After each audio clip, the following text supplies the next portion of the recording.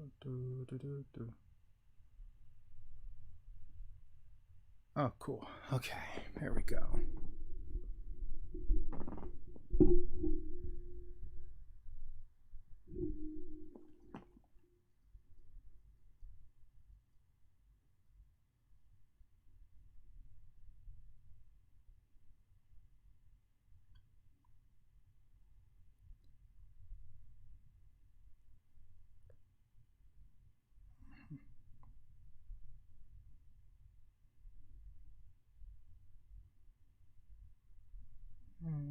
And close. And newest. There we go. All right. Well, no one is in here yet, but I will yap to myself for a little bit. Hello to anyone who is watching this on playback, and hello to anyone who has joined and I haven't noticed. So, yesterday I put up a review for this Demon Dealer by Melinda K. Lyons, and if you haven't seen that review, check it out. Links in the description. And oh boy. So I was introduced to Melinda K. Lyons by weird luck of the draw, I guess. A few years back, I was just researching psychics, trying to find one or two, and a video of hers popped up, and she was basically saying Lance Stewart, I think that's his name, I don't know, some very, very big YouTuber was faking Ouija board stuff, and he was. And I heard her say that she was a psychic medium, had a near-death experience, etc., etc., and I thought it was interesting. And I was going to invite her on Unexplained Possibilities, but usually before I invite someone on, I like to do as much research as possible to see, just the legitimacy of them. And, well, she's a trip, we'll say that. Anyway, I don't know if it was later that year, might have been later that year. She came out with this book first, Demon Dealer. I really love the cover art for this. I mean, god darn it, it looks really good. But anyway, she came out with Demons and Familiars. There we go. And I was excited to kind of read it because she was saying some interesting things and making bold claims. And upon reading it, well, you could look at that review as well. I didn't link it, but you could just type in Demons and Familiars, Unexplained Possibilities, and it'll show up. So yeah, it was hard, to say the least. It was a very hard read. And then of course, fast forward, and we're at Demon Dealer, which I also like this cover. I think it's pretty cool. The little back here, it reminds me of Wings for some reason. And I gotta say, she knows how to make an eye-catching front cover.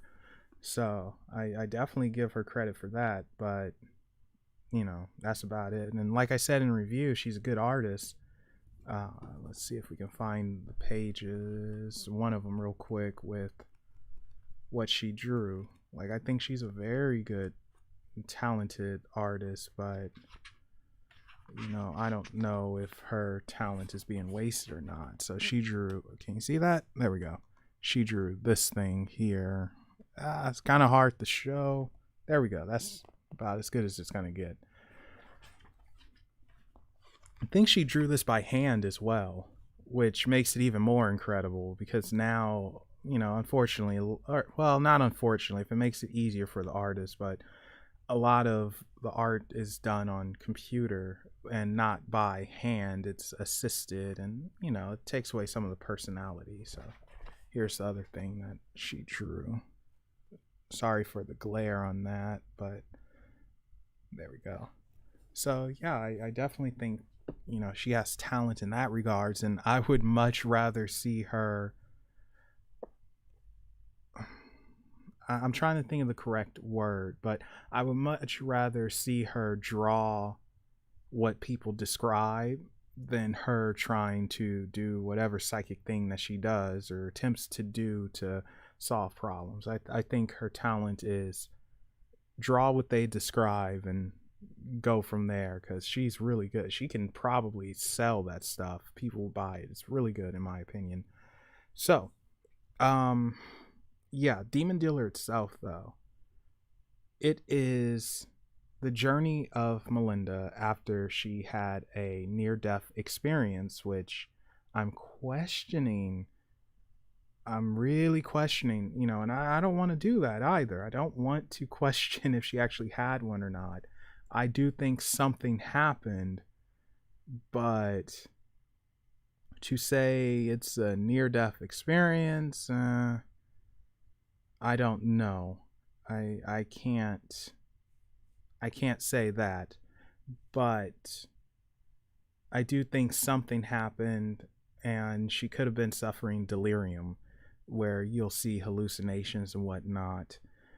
I actually have, well, he passed away now, a close friend who had a near-death experience, and this is one of the reasons why I want to get people from different cultures and backgrounds who they technically died for a few minutes and gone to heaven or wherever they went to, just to compare and see what everyone sees. If everyone sees the same thing, then it's probably something to it. But if everyone sees something different, then it's probably like, oh, well, maybe we're not necessarily dying and seeing heaven, but it is a type of delirium. So one of the biggest issues with the book was Melinda made herself out to be extremely unique and special, and I don't know if that was intentional or not. By how frequent it is, I would say it's very intentional. Whether she believes it or not, it's a different story. I'm not in her head, so I don't know if she believes it or not, but it's too much. It's just too much. From when she had her near-death experience and she met Jesus, and she, he's like, oh, okay, so look, I'm gonna open up your third eye, and you're gonna be a psychic medium demonologist thing in so many words, and you're unique among them. And she's like, and she portrays or gives off this fake humbleness, and I think that's what drove me absolutely bonkers. Nothing in this book really comes off sincere. Very, very few things do. And I think that's what bugged me a lot about it. You know what I should have done? I should have wrote out the pages so I could just turn right to them to give examples, and I didn't think about that. But it's just something, this doesn't feel sincere at all. It just feels, I don't want to say made up either, but it feels made up. It just feels fantasy. I'm pretty sure the dialogue, which I absolutely hated, isn't exact, but she should have thought that over, the dialogue. And again, oftentimes she makes herself to be something unique and special among folks who are special to begin with, and it's ridiculous. But going back to her near-death experience and dealing with or speaking with Jesus, who opened her third eye. Now, I've done a lot of research. I've spoken to a lot of psychics. Never have I heard any of them say that a third party tapped into their third eye and just literally and opened it up. That one was new for me. And the fact that Jesus, who she calls Yeshua, his Hebrew name, the fact that he did that and he's so close to her and no one else, and that's the other problem, he's only close to her, like that rubs me the wrong way. It's like, man, What makes you so special that this dude who is supposed to be the son of God, you're so close with? You know, like why is he there? I mean, the guy actually showed up. I'm not making this up. He showed up, and I guess he was gonna throw down and fight Baal, who she challenged to a one-on-one fight. So I'm going to the page real quick. Oh, here we go. So I don't want to read too much because, you know, there are copyright mess and trademarks and all that. I mean, technically this is a critical review, but still, you know, and I do want to be respectful to the writer's work. Okay, so here we go. You guys ready for this? So this is from page 322 and 323. We're just gonna go with it. Shoot, we'll stop when we stop. All right. Baal. Oh, we talk about many humans that think so highly about themselves. It's not every century we encounter a woman demonologist. Oh, hi, Benny. It's not every century we encounter a woman demonologist that has enough courage to take on my kin. And then this is her replying back. This is true. I have recognized the soul population, human and beast alike, to be alarmed by my profession of choice. But I do this not for thyself. This is what I was doing throughout this whole thing, just stopping random, just like, oh, not for thyself. Let me get on with it. Sorry, but I do this not for thyself, but to help those that cannot help themselves. It isn't a mystery that many demons attack even children without mercy, and it's my light worker and demonologist's oath to bring them to justice. Baal, justice? You think that battling my legions or myself is justice? Human girl, you have much to learn. It is not justice you do this for. You do this for your pride and ego. Surprisingly, there is a little self-awareness here, even though it's unintentional. This is Melinda replying back. You're wrong. Yes, I do enjoy the satisfactory of reclaiming my own higher self, but I am at my prime of energetic vibration when my heart is put to the test. And as long as I am here and in existence, my purpose will be to bring a new line of light warriors to protect our own, even against you and your kin. Baal wasn't happy when I made this known. I can still remember the sound of his hoarse voice. A stampede of grisly discomfort shot through my soul as he spoke. He began to snarl as he raised his weapon up to my line of sight. Baal. Such bold words coming from a human girl, a girl that is alone. And then this is where it's like, oh gosh, please stop. Unknown voice. She's not alone. Upon hearing this familiar voice, both Baal and my gaze turned to see Joshua, Yehoshua in Hebrew, sitting quietly at the foot of the stairs a distance in the hall. He stood and slowly walked my way, and suddenly I felt like I could breathe again. We don't breathe on the astral realm, FYI. Baal. Joshua, I see you're here to defend this demonologist. What do you think? Does she have what it takes in combat? God. Joshua. We meet again, Baal. And yes, I've seen her with my own eyes. She's quite gifted with the sword. But we're not here for war, as you've said, right?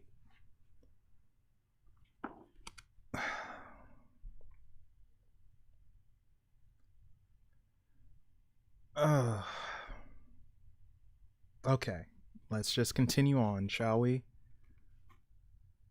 I'm gonna skip around a little bit just to get to some stuff. Ah, here he comes. Okay. It's not in Joshua's nature to be arrogant, nor does he challenge demons.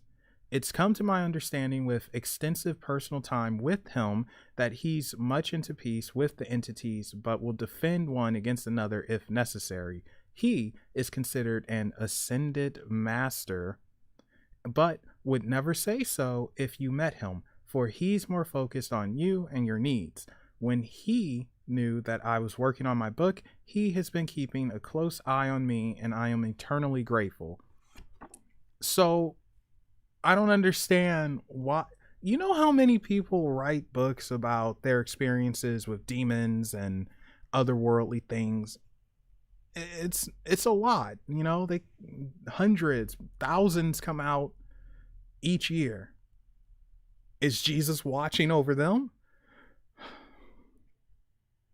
You know, can someone answer that? It's Jesus watching over them, because for some reason he's watching over her. Like, what? Again, I don't I don't get it. Why is he watching out over someone who makes a very bad, well, who has no idea what they're talking about, in my opinion? I mean, it's just ridiculous. I mean, what? Okay, so skipping ahead real quick. This is Melinda talking. Joshua, can I talk to you alone for a second? As we walked the distance from Baal for private conversation, that's when Joshua reminded me that we can have a private talks through telepathy. Okay. Joshua, how are you holding up? I can sense your fear is high. You mustn't be afraid, Melinda. I won't let him hurt you. He knows I can put him in his place if he tried anything. So, Jesus is ready to knuckle up. that now again, it makes no sense, because why is she so special where someone who is apparently very peace loving is ready to knuckle up and fight Baal? Of all the demons, Baal. This is her replying. I'm fearful, that's for sure, but I know this is going to sound foolish, but I feel like I should spar him. Why? What? Joshua, I wouldn't recommend it, Melinda. He's the first demon in command next to Lucifer, which isn't actually correct at all, but whatever. He's the first demon in command next to Lucifer, and he fights dirty. I know this from years of experience. He's not one to go into battle with. He won't be... Oh, sorry. There's a period there and a weird line after that. That threw me off. Anyway, he won't be easy on you because you're a woman. His way is to inflict pain and suffering and will use all his power against you. It wouldn't be a fair fight. And this is her replying. I know this sounds foolish, but somewhere within my soul, I feel I have to do this. Everything happens for a reason, and the universe they chose to come here. What does that mean? Everything happens for a reason, and everything happens for a reason, and the universe they chose to come here. The universe wouldn't have brought him if I wasn't ready for this experience. I feel as if I need to learn more, and fighting him will expand my abilities. Why does this sound like a freaking anime or a manga? And that goes to a point I made in my review.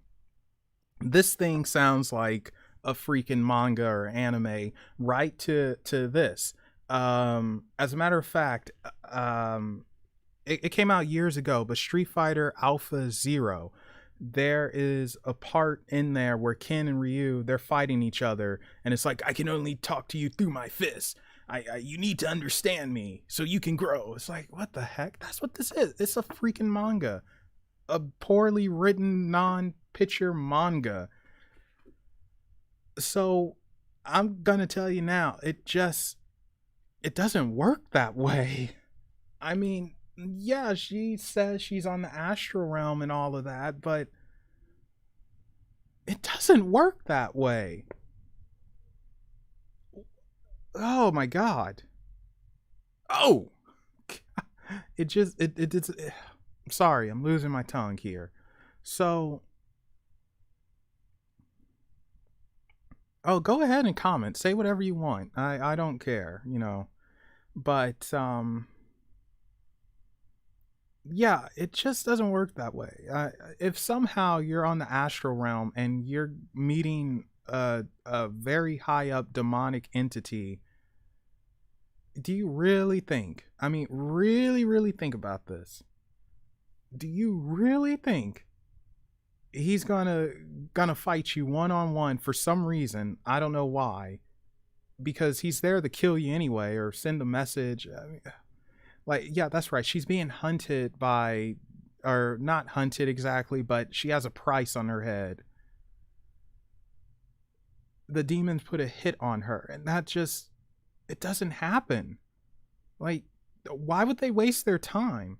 And again, this is something that she doesn't seem to be able to rid herself of. She says that she was Christian, but she's Christian no longer.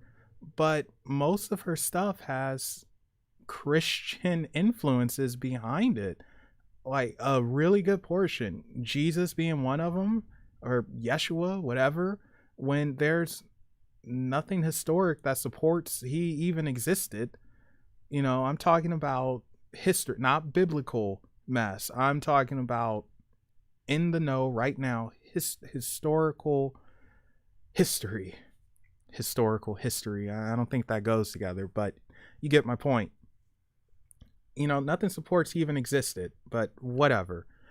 And if she wanted to go down that route, chances are Buddha would have been a better choice than Jesus. I mean, Jesus, in a strange way, he seems to be somewhat based off of Buddha and a little bit of Horus and a little bit of Hercules. I mean, he's a mutt essentially.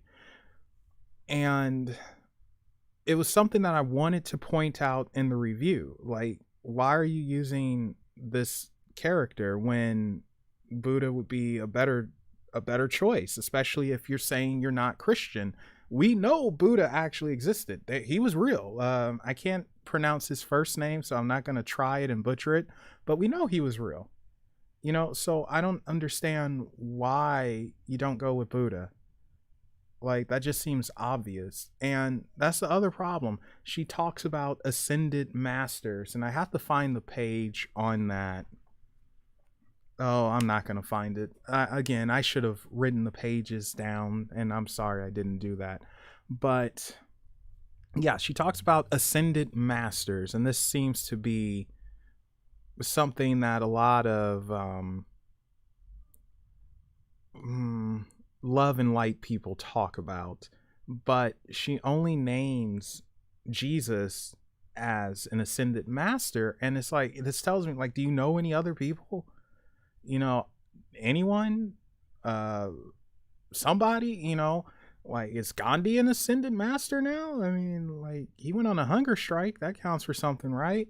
Buddha would technically probably be an ascended master. Like, are they divine beings? What is an ascended master? Like, is it a human who transcends their humanity and they become a god, or is it something that's already divine and it gets more divine? What is an ascended master? It makes no sense. And why didn't she name any?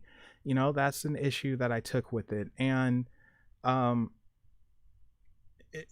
think at one point, as a matter of fact, it was with one of her clients, and I do want to make it known that I think the people who go to her, and I said this in the review as well, I think the people who go to her, I think they're legit.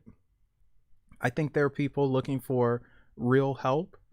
They just went to her first, unfortunately. But yeah, she said that her and Jesus somehow went, how the heck did she frame this? I might actually look for this page, but her and Jesus went to the past or something, or they saw residual energy play out on the guy's father, the person's father who passed away, and I guess he was hoping to get information on. And she said that he died from demons and mess, even though he's an the guy said his father was an alcoholic. And it's like, oh, well, chances are the alcohol killed him. But She goes to the extreme and say, no, it was demons. It was demons. It was a dark entity. It's like, what? Why? I mean, I won't say it's not possible. It's possible, but in this case, I mean, come on. I actually was speaking to a real demonologist and exorcist, and I brought this up, and he gave me such great information and basically said this was stupid, and no demon did that, and her and Jesus certainly didn't somehow go to the past and see this mess unfold. So I'm trying to find the page real quick. Where are you? Come on, we got dead air, Melvin. But anyway, hope everyone is having a good night who's ever here joining, or if you see this in the future, I hope you're having a good day or night wherever you are. Wicked Magic, is it? Oh, where is this thing? God darn it, you're making me search. Ah, here it is, A Father's Possession. So it starts on page 182. And I have to say, this was such a hard read. Not because it's just grammatically bad. In fact, it is very much an improvement over this one grammatically. But it's just bad. Like, it's cringy bad. So let's see. When Dave and I, blah, blah, blah, like always, eternally grateful, reading his trust, blah, blah, blah. That fake humbleness. Ah, is this it? For his father's behavior wasn't of character, seemed natural, human, including in the sight of his posture as he... I think this is it. Oh, and she mentions her spirit guides, but she only talks about one guide. His name is Hunter, and apparently they fell in love and they slept with each other on the astral realm because, you know, everyone wants Melinda. Oh, here we go. During the reading, I was able to identify the two demonic entities that were not only a part of his father's life's turmoil, but negative influences from severe alcohol abuse. His father had been an alcoholic for a big portion of his life up to his death. Once this came to light, it all started to make sense. Days prior to the session, I'd get severe dizzy spells.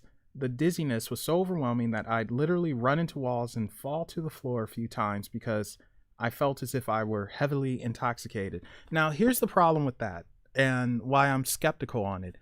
She's anemic.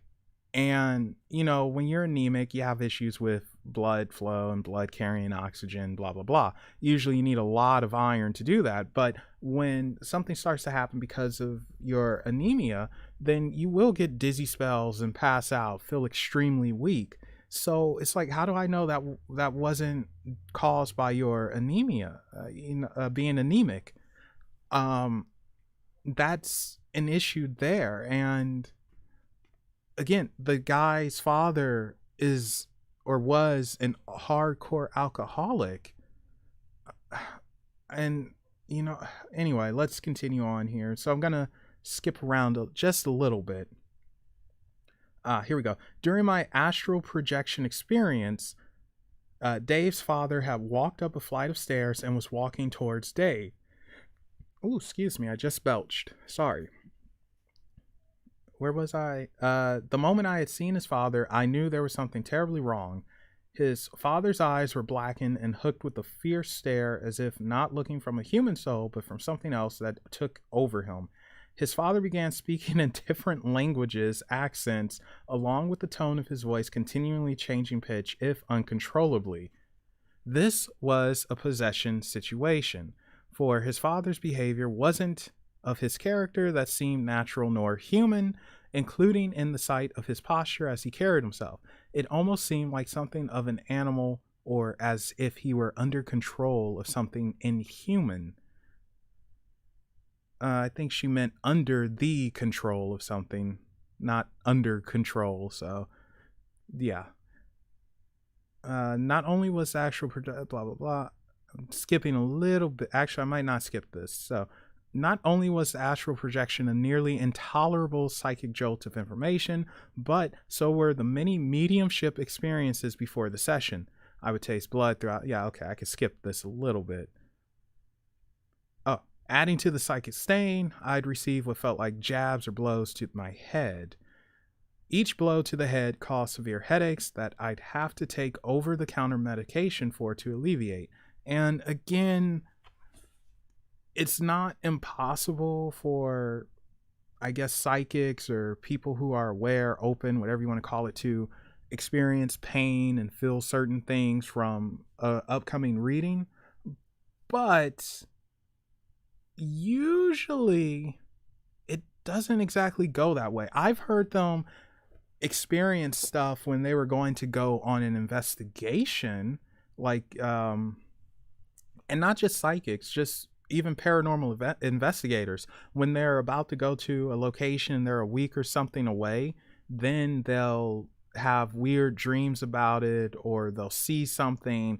But as far as a psychic reading or whatever, I haven't heard of the psychics having that type of experience. Like what she describes, I've never heard. She's the only person I've come across who describes this type of thing, where she feels the effects of the other person allegedly. And I don't know. And the funny thing is this, like I said, I think the people who see her, I think they're legit. I really do. I think they're legit. And I think that some of them, if they do have stuff messing around with them, I think they do go over there and they can cause a little chaos to her. I do believe that. But as far as her astral projecting and seeing past images and all of that, no, I don't think so. And I actually saw the video of this. So the cool thing is she recorded this stuff when she was doing her sessions, and you can go to her channel and watch it. And you tell me. I mean, it was one point where she asks if the guy astral projected and all of that, and it's like he was like, no, no, no. You know, she's trying to say he's a psychic or something. It's ridiculous. Just like, no. And she got molded really hard and she backtracked out of that real fast. But anyway, let's see. Initially I hadn't a clue on exactly how I was going to go about his reading, because I've already had several experiences, both in dreams and the astral realm. And that's the other thing. Nothing happens to her in real time, like real time physically. It's always on the astral realm. And the key thing is this: it's always from a dream, and then she gets pulled out. And I think she's just having vivid dreams, which isn't unheard of. People have some serious vivid dreams. Doesn't mean they're psychic. Like, you know, you can definitely hear some interesting stories from dreams. And I do believe that sometimes you can see past life experiences from dreams, or side lives, whatever you want to call it. But as far as looking at two demons torture someone with alcohol and us, no. And she makes a bold claim here. She says that Dave had mentioned that he had attempted to see another medium, but she said he wasn't ready, and she wouldn't let him know anything or even hear from his father's soul. And Melinda says there's only 3 possibilities for this. 1, the medium may not like what she is receiving in information and isn't comfortable in delivering it. 2, the medium doesn't know how to handle situations with dark spirits and is scared, so dismisses it entirely. And 3, the psychic or medium doesn't see anything and is going to tell the sitter client that they aren't ready or they aren't seeing anything at all. Those are some bold statements. And yet she doesn't entertain the possibility that the guy wasn't ready, because that's an emotional thing. Hearing about your father who passed away and was an alcoholic, and his passing might not have been so good.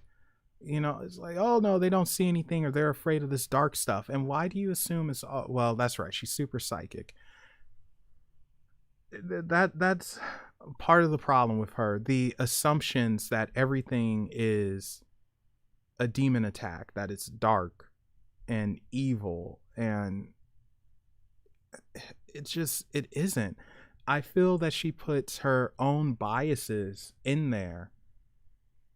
I'm sure not every reading she did, it's something demonic and dark, but I guarantee you, if someone said, oh, I'm scared and something feels off and all of that, she'll just jump to, oh yeah, I'm telling you, it's a dark entity, it's dark, it's evil. It's like, no, it isn't.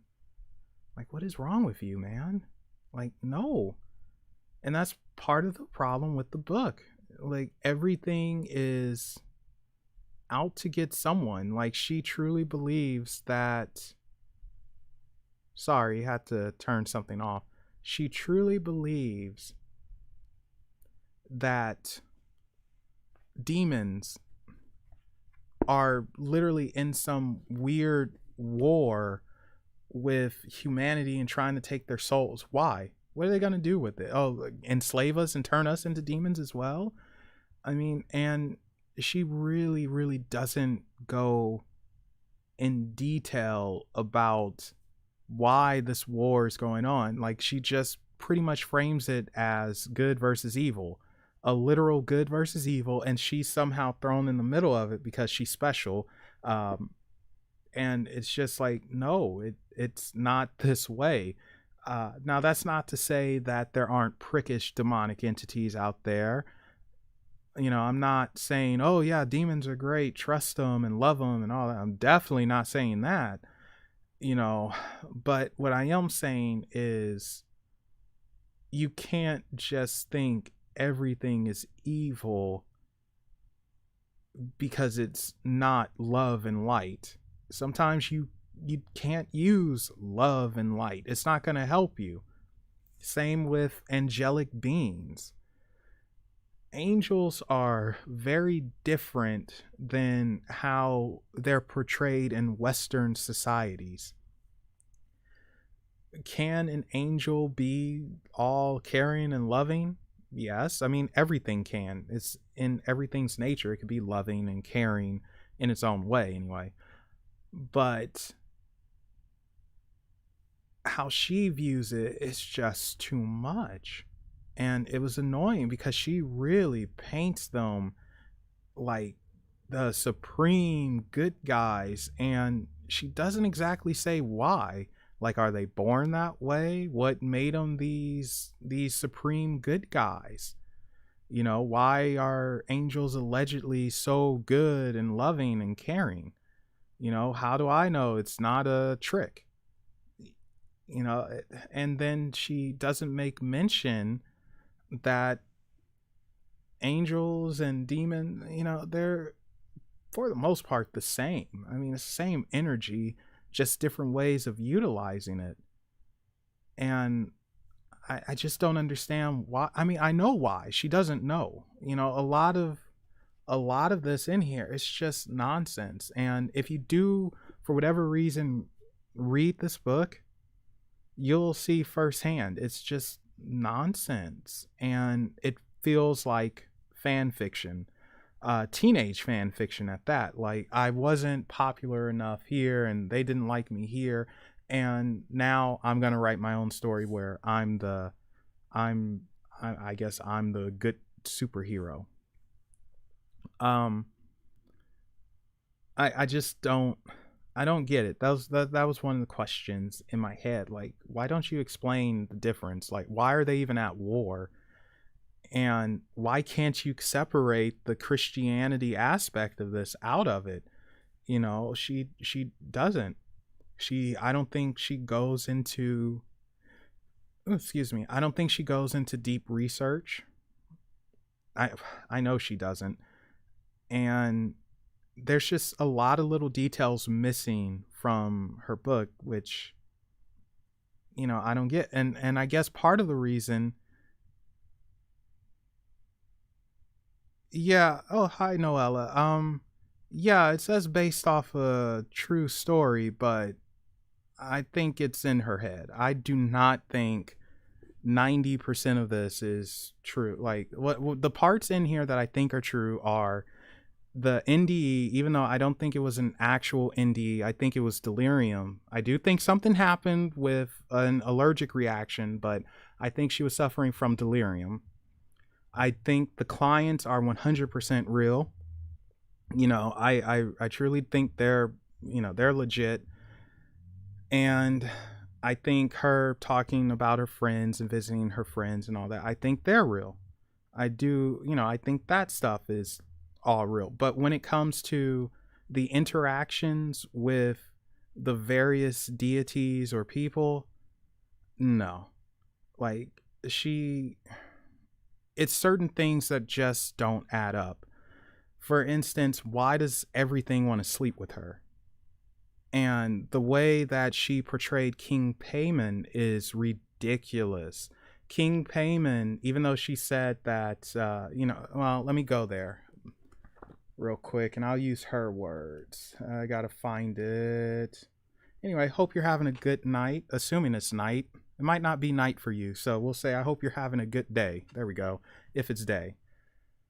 Here we go. Okay, so King Payman. All right. Itchy. All right. You are indeed a rarity. Those that call my name only seek love they cannot get, money they cannot win, fame that isn't theirs, and yet you only wish to speak with me.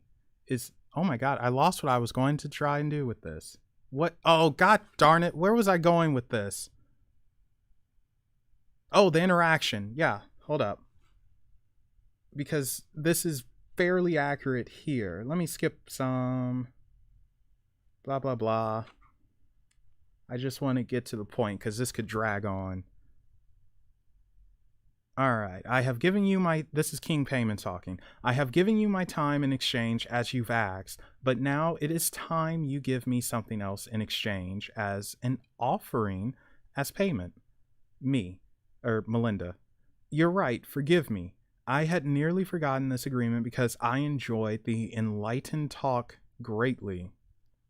What is it most people offer you, my king? Okay, so you don't have to do that. Whatever that is, my king and thee and I, it's no correct or wrong way to speak to King Payman. I mean, be respectful, yes, but she's making it out to be like speaking old English. And the fact that this, where is it? Where are you? Where the heck is it? I could have sworn. Maybe I'm thinking of another character.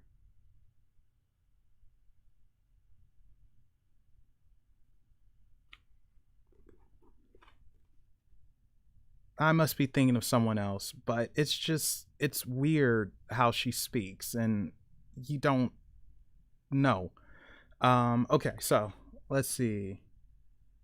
I'm not sure what to offer you. Skipped around a little bit. Not sure what to offer you, for I'm sure you have all of what you've ever desired, considering your position as a demon king. What could I offer that would quench your payment owed?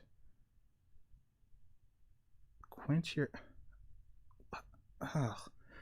King Payman, you are correct again. I have all that I could ever desire. I have all the riches, power, and control that a man could ever dream of, even possession of as much female, and uses a derogatory word for female genitalia, I could demand. And he would not do that. He wouldn't say that unless you really, really make him mad. So this is more like Asmodeus, considering Asmodeus is related to the deadly sin of lust. King Payman, and he wouldn't do this. It's not him. It's just not him. She's describing something more like Asmodeus. With King Payman, you be respectful. He comes in with a bang. He makes his presence known, but oh, and boy, let me tell you, the energy he gives off is it's something. Like you can definitely feel it when he enters the room. You'll hear it and feel it, but he will not be sexual at all. Not with someone who somehow summoned him. And that's the other thing. The summoning on the astral realm, like the astral realm stuff is just no. No. It doesn't work that way. It just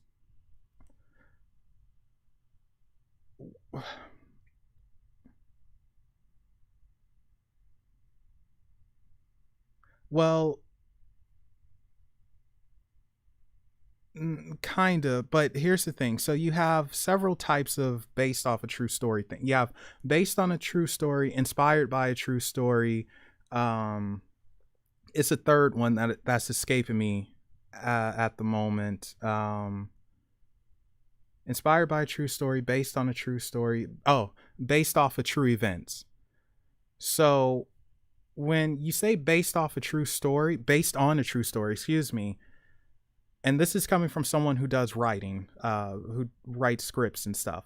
When you say based on a true story, that means that about 90% of it is legit. The only thing that might be different are characters. You know, you might change the name of a character here or there, but the events that happen play out entirely. So, what's a good example of this?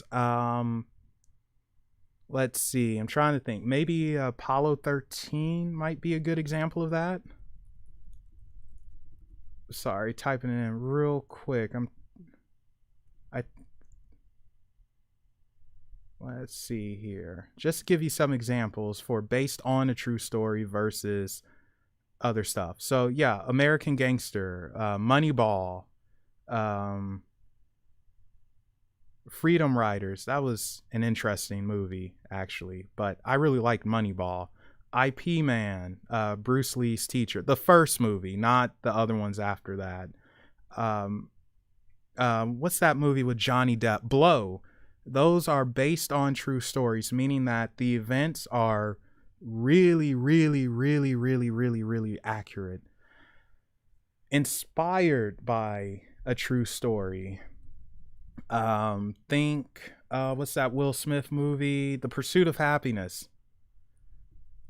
The Pursuit of Happiness is a true story, but they changed up how the events played out, and the two characters, Will Smith and who his son plays, they're legit. They didn't. I don't think they changed their names, but the events that happen, how they happen, when, and all that, that was changed.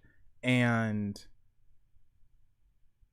so basically, the story is fiction or partially fiction. You know, it's more creative liberties taken, whereas the real life person is legit. And then when you say based off events, oh boy, you can have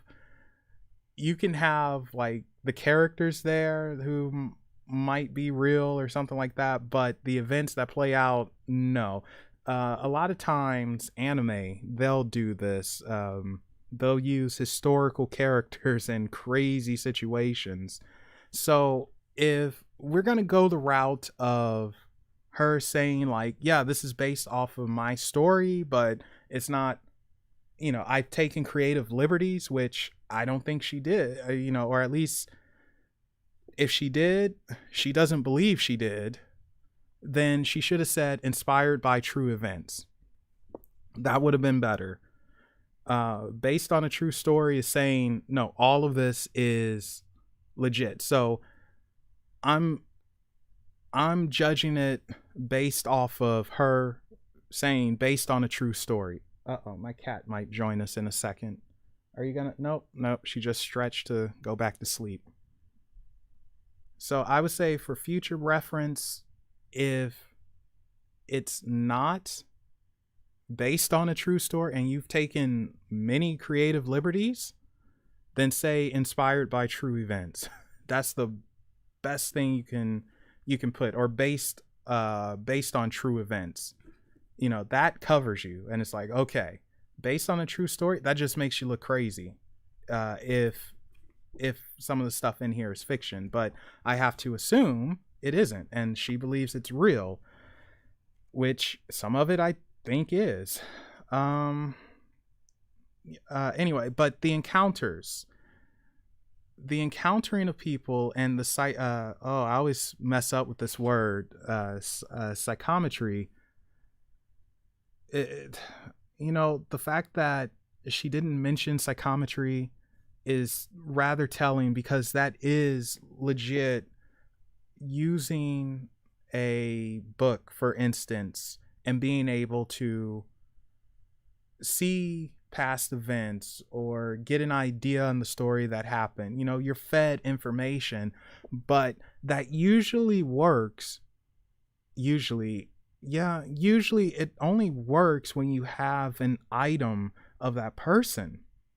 She's not reading anything that was personally owned by Anton LaVey, or, stupid as this is, Adolf Hitler.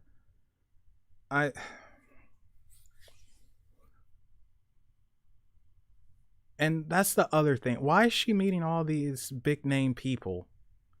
Like, chances of you, unless you are an occultist, and when I say an occultist, I mean experienced occultist, chances are you're not going to meet any people. And the reason why they will meet those people is because they're doing the rituals and the summoning circles and all that good stuff. They're doing stuff to make this happen. It doesn't just happen instantly. The occult is really boring because it's a lot of preparation that goes into it. Everything about it is very slow and deliberate, because you're building up this energy, and you're trying to feed it to whatever you're trying to contact and bring forth. And it very, very rarely happens instantly. The fact that for Melinda it happens almost instantly, like later that night, I went to sleep, and that's the problem too. She goes to sleep, enters a dream, and then boom, astral. And that's almost like a get out of jail free card. It happened on the astral realm. And that's an issue, because it shouldn't, especially as someone who's claiming to be a psych. Oh, are they really firing off fireworks? Especially someone who's claiming to be a psychic medium. I'm not saying that she should pick up on everything and know this and know that.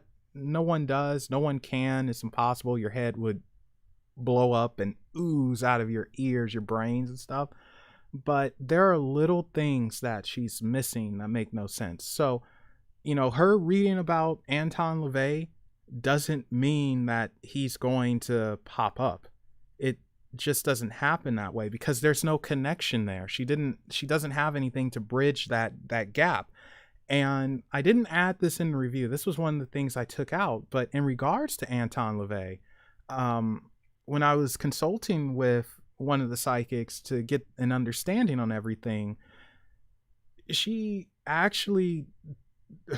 found pictures that seemed to describe what Melinda was talking about.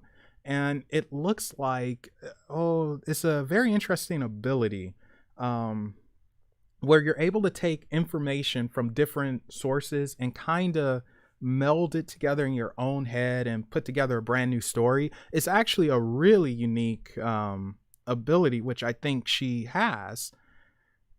And she kind of described that scene from those pictures with Anton LaVey, and it's like, what the heck? I'm going to see if I can.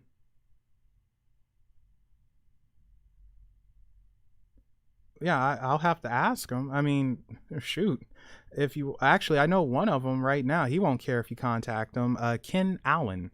Ken Allen is really cool. He is an exorcist, demonologist, Muskogee magic man, and he's a chief for the Muskogee people in Florida. But that's the first one you can go to, and I'll have to ask the other ones. Ken Allen, he won't mind at all.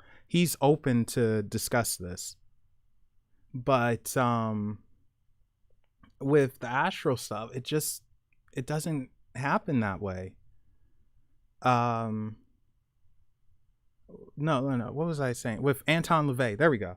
Yeah, I gotta see if I could get these pictures up. But what she was describing was something from those pictures and everything where he's has his cane and he's looking devilish and all black and everything. Is actually it's quite a nice look, I gotta admit.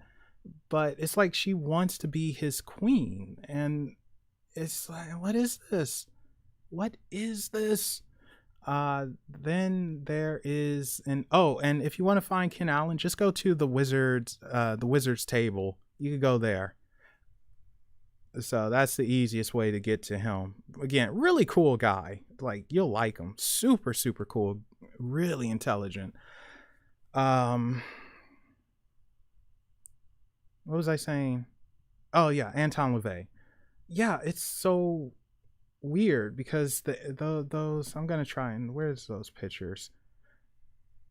Give me a second. I'm trying to multitask, which isn't gonna go good because me and multitasking, that doesn't work. Let's see, how do I do this? Image, add new source, that's fine. Image 1, sure.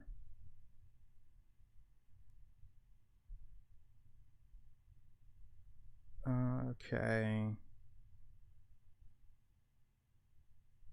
Oh, god darn it, don't tell me I have to.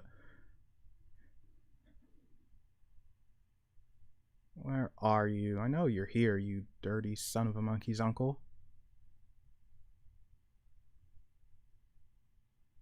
Well, since we're waiting on my multitasking button failing, if you have any questions from the book, feel free to ask and I will answer to the best of my ability. And if I can't answer, I will direct you to someone who can. All right, hold up. I gotta get them from Einstein.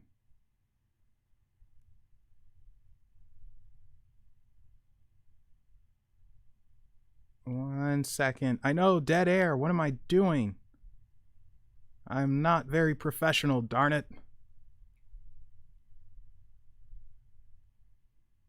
Where are you?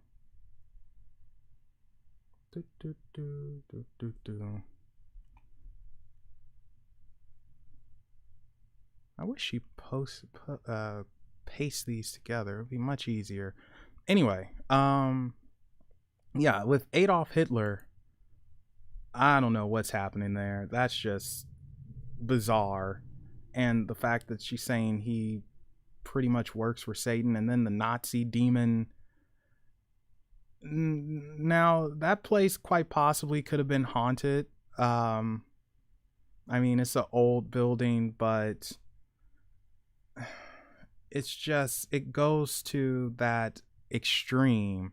I was in the astral realm and it turned out it was a demon and they were Nazis, and like, well, okay, let's say that they are Nazis and Nazi demons or whatever. Well, here's the issue. What connection do they have with that building for them to be there? And she didn't go into detail about that. Maybe she didn't investigate it or something, but you know, that's where. But you know, and then I guess the out would be, I was new to this, I didn't know to look into it, which it's just so convenient, you know. And I guess my problem is I've been around too many paranormal investigators. Well, not around them, I just know too freaking many. All right, here we go. Now let's add. All right, give me a second. Where is it? All right, so here's one of them. I don't know if you guys can see that. Give me a second. I'm filling this in. I'm doing it on the fly. I'm very bad at it. Okay, adding another.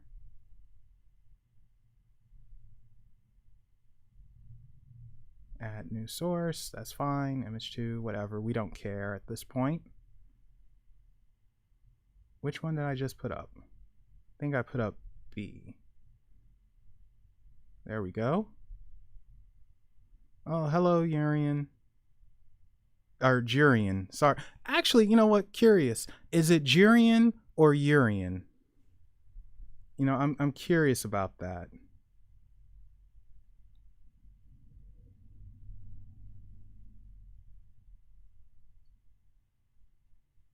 Urian. Oh, hello, Paranormal Witch.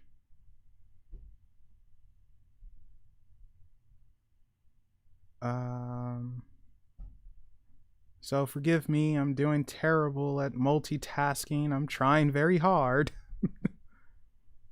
And yes, there is a reason why. Okay, J. Okay.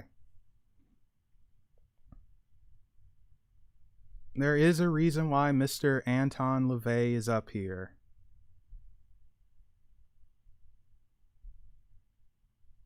Did I get the third one? 1, 2. What did I call it? J? 3.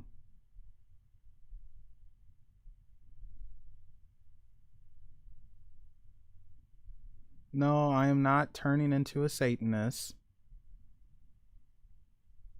Oh, okay. Oh, well, I'm assuming it all went good if your surgery went good if you're at home. So hopefully, you know, you're eating some ice cream or something, about to do some backflips. All right. So this is Anton LaVey, and this is what her description reminded me of, which I guess we'll go to that page right now. And let's see here. Here's Adolf Hitler. God. Da da da da. Dun dun dun dun. Dun dun dun dun. Da da da da da da da da da. Oh no! Pain is not good unless you're a freak and into that, which, you know, I don't judge if you are. It doesn't seem like it, so Jarian, or Jay, excuse me, give the lady a foot massage, pronto.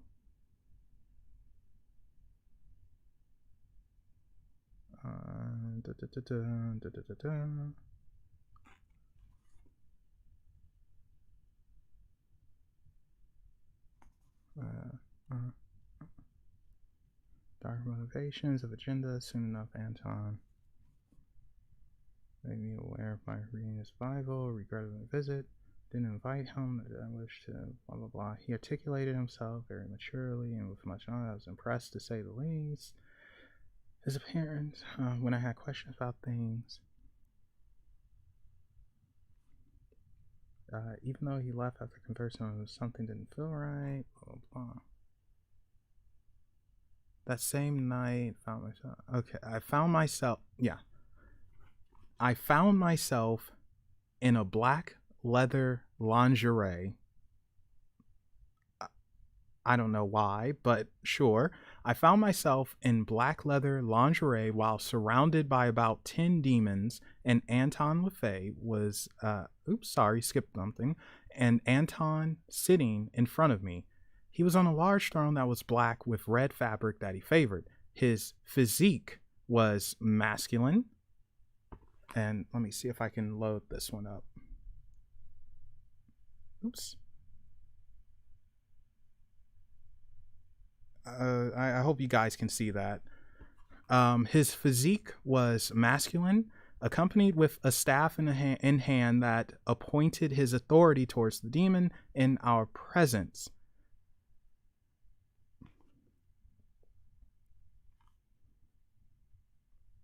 Okay, I'm sorry, multitasking again. Trying to read, look at stream, and get these pictures right.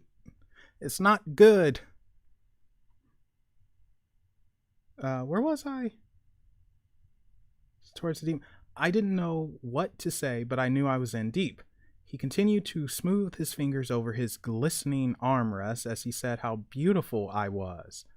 And that's the other thing. How beautiful I was, or, you know, I don't want to speak bad on people. I really don't. I don't like it. I don't like people speaking bad on me. I mean, I do it myself, but that's different. I could do that. And it's like she has insecurities. And to alleviate those insecurities, it seems like every single guy in here, or just about every guy, wants her. And it's just so weird. Like, it makes no sense. Like, I don't know why every demon is a sex pest, especially King Payman, which he really shouldn't be. And everyone wants Melinda. Of course, the demons want her physically, and the Archangel Michael wants love, and Mr. Hunter wants love, and the Twin Flame wants love, and more on the Twin Flame later. But anyway, I rejected his request. Pride and ego are the main stances for spirits that are power and control seekers like Anton LaVey. Neither in the mood to negotiate, he decidedly had another trick up his sleeve and soon enough revealed Hunter in his possession. Anton LaVey. What should I do with him then? Would you be willing to let his blood be on your conscience? And this goes against what Anton LaVey was about. Like, he would not... Oh, excuse me. He's not a guy who's going to take someone hostage and get what he wants. The guy was extremely intelligent and very philosophical. And she's basically, no pun intended, but demonizing him. And that's not what his teachings are about. I mean, and I don't understand why she's doing this. I mean, and again, it goes back to her reading something or watching it and kind of scrambling it in her head and coming up with this fiction. And it's so weird. Like, it's just weird. Like, what she's describing, this scene is what she's describing, especially him and his throne over here. I mean, the guy looks very...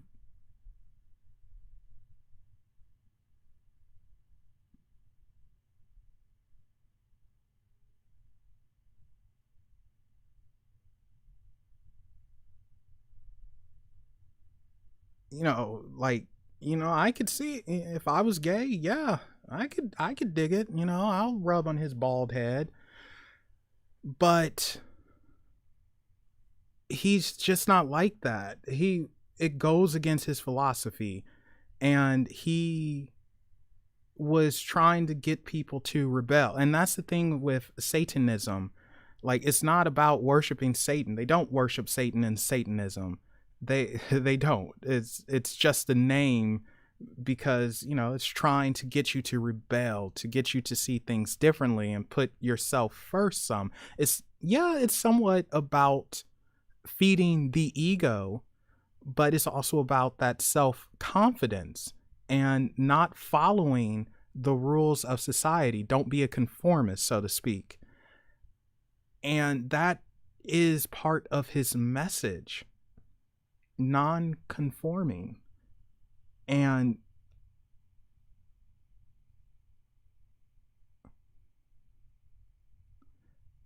I'm sorry, I was reading what Paranormal Witch said, and it's just so weird because she made him into this follower, a follower of the Dark Lord, and he wouldn't do that. It's like, what? And I don't think she actually understands what Satanism is. And that's something else, like, I think that's an issue. I don't think she knows what Satanism actually is. And I think she's making an assumption partially based off the name and partially based off of... Oh, don't worry. My keyboard sucks too. Actually, this laptop is about to die, unfortunately. I'm hoping it holds out for me for about maybe 2 more months. That would be great. And then I think I'll be able to afford a new one and lighting. I really want lighting, but yeah, I think she's making the mistake of just looking at the name and not necessarily understanding the Satanic Bible. And when I say understanding, I mean she can read it. That's fine. It's one thing to be able to read, it's another thing to comprehend and understand. And I don't think she's fully understanding, because I think she takes things very literally, like this good versus evil. I believe she takes it very literally. And I don't think you can take things like that literally, because what is good and what is evil? You know, I might change the title to this too. We might go into philosophical talk, but what is good and what is evil? You know, what's good for someone else is evil for another. You know, like, oh, here, this will put it all into perspective. Two nations are at war, and one nation wins because of one guy. One nation's hero is the other nation's biggest villain. Just let that sink in. It's a perspective of, is the hero good? Well, in my eyes, yes. Because he fought for his country and he won the war for us and he got rid of this evil that wanted to take us out. But we go to that other nation and he's the biggest villain. He killed our people. He wiped us out. We have nothing now because of him. He is the devil.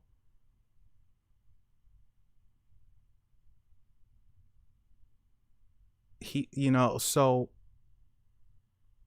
I think she has to get out of that mindset of a literal good versus evil, especially if she's going to write another book, which I think she is. If it's going to be about allegedly her life, I hope she's out of that mindset.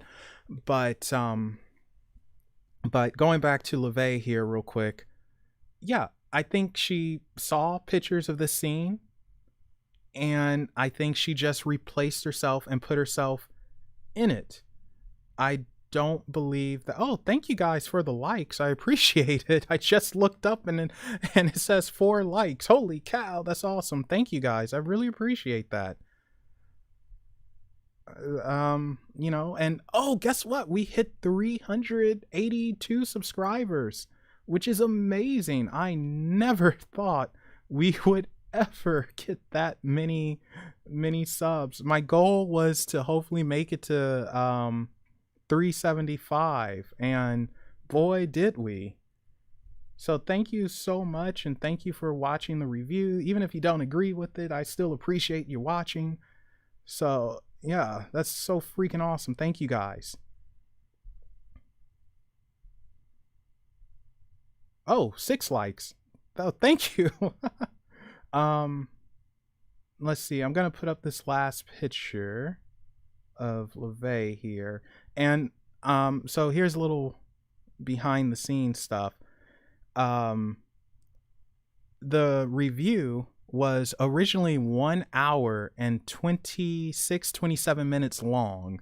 I had to cut out a lot of stuff, and a lot of it I cut out because it had nothing to do with the book. And for that review, I wanted to focus on the book because, you know, that's what matters. It would be unfair to talk about outside mess that has nothing to do with it. And I don't think that would have been right, and it would have taken away, and it's just like, Okay, add new source. Give me a second. Melvin trying to multitask. Not good. What did I call that last one?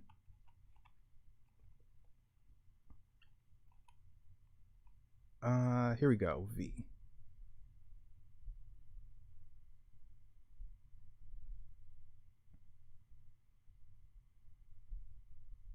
You know, what does this look like? This looks like a woman who is about to get sacrificed, maybe.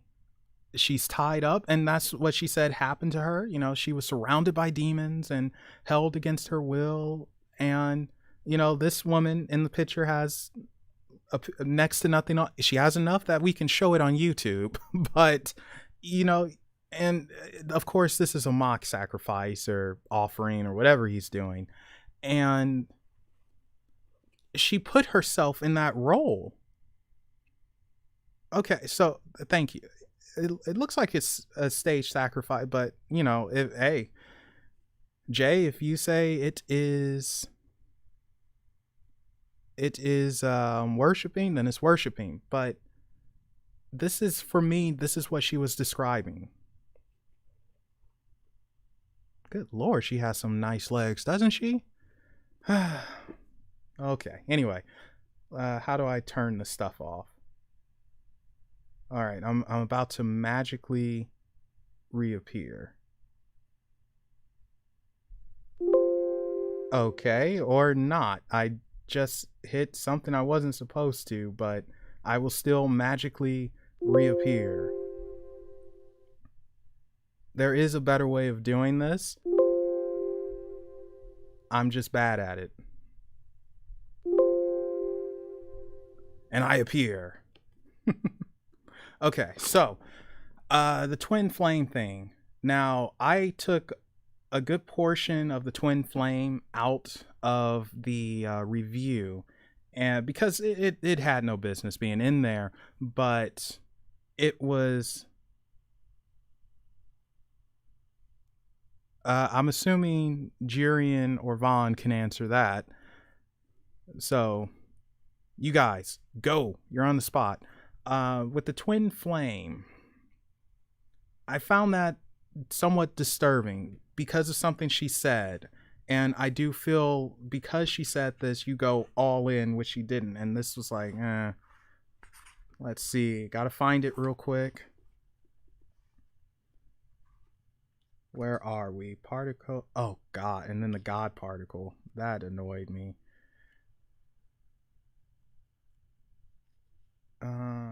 Okay. So why mention it?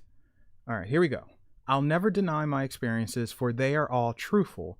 Dreading the fact that his soul has caused me much pain since his transition to the other side has nearly exhausted my tolerance for many things. Of course, I wish it wasn't true that he would or could even remotely treat me or anyone the way he did, but it's the truth nonetheless. Some may be wondering as to why I've even mentioned this. And this is the part I take offense to. Not offense, but I rolled my eyes. Some may in fact be thinking it isn't wise to be this honest. But I've decided that if I was going to write a book about me, that I was going to be completely transparent in how I came to be. Not exposing all of this would be only suspicious and even look as if I were hiding something. But I have nothing to hide, and rather you hear it from the source instead of the countless rumors.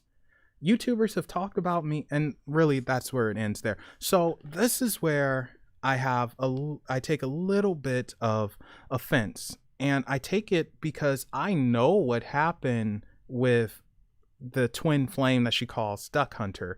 I also know his actual name.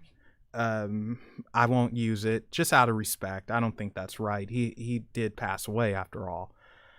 And she didn't go into detail on what actually happened. It was very much glossed over.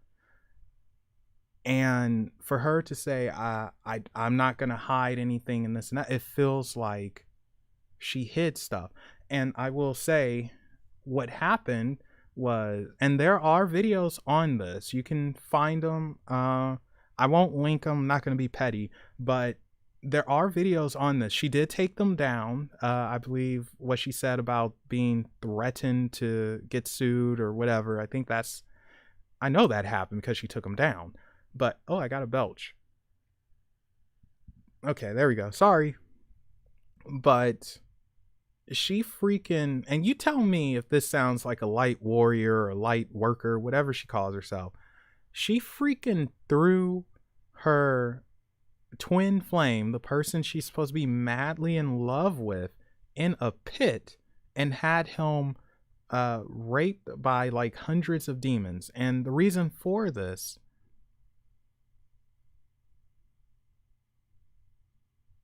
I'm sorry, I was reading chat. Sorry. The reason for this was because apparently she was attacked by demons and he wasn't there to help her, and he was cheating on her with some model chick. Her words, not mine. And this was 2 months after they allegedly got married, which I don't uh, I don't know. I don't know how you marry a ghost, but there have been cases. As a matter of fact, recently it was a divorce. I think this happened in the UK somewhere. I don't know if it was England or Ireland, but a woman married a ghost a couple of years ago and now they're divorced. But anyway, she she threw him in a pit, and she was so mad because he cheated on her with some hot model chick. Oh, thank you, Paranormal Witch. Oh, luck of the Irish be with you. Oh, highty doity doity doy. Give me a Guinness. Anyway, yeah, he cheated on her with some model chick, and she got livid and threw him in a pit and said, "No, no. In order for me to forgive him, he has to experience what I went through." And apparently, she got big headed, and it's like, "No, I'm God on this realm, and he's doing it, and I'm not stopping." And apparently, the guy said, "No, I gotta take it. I gotta take it to prove it." It's like, what?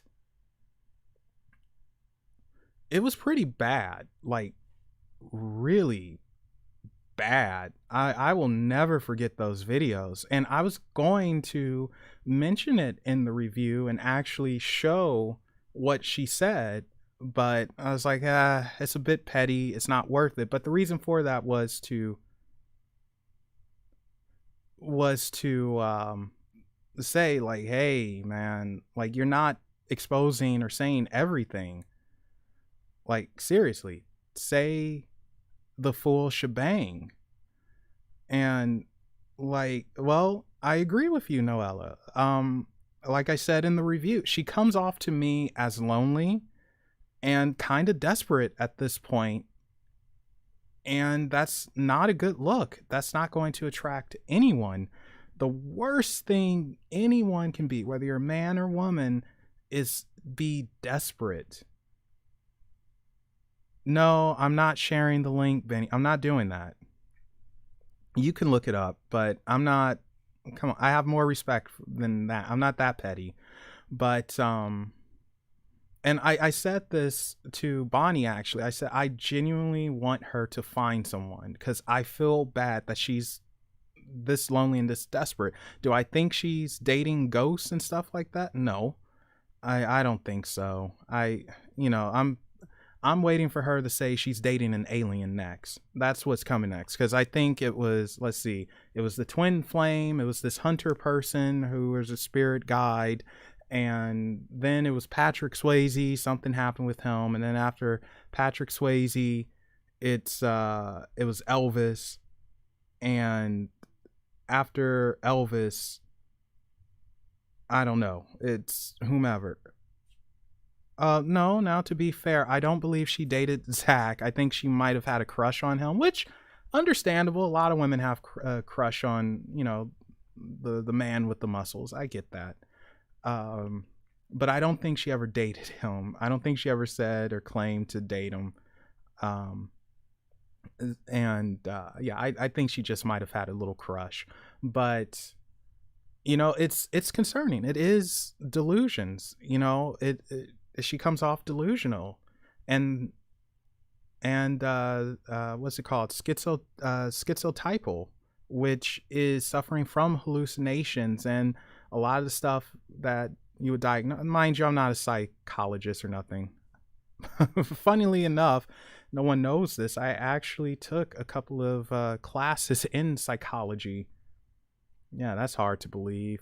Didn't go anywhere with it, but yeah, I mean, she comes off delusional, especially in her book.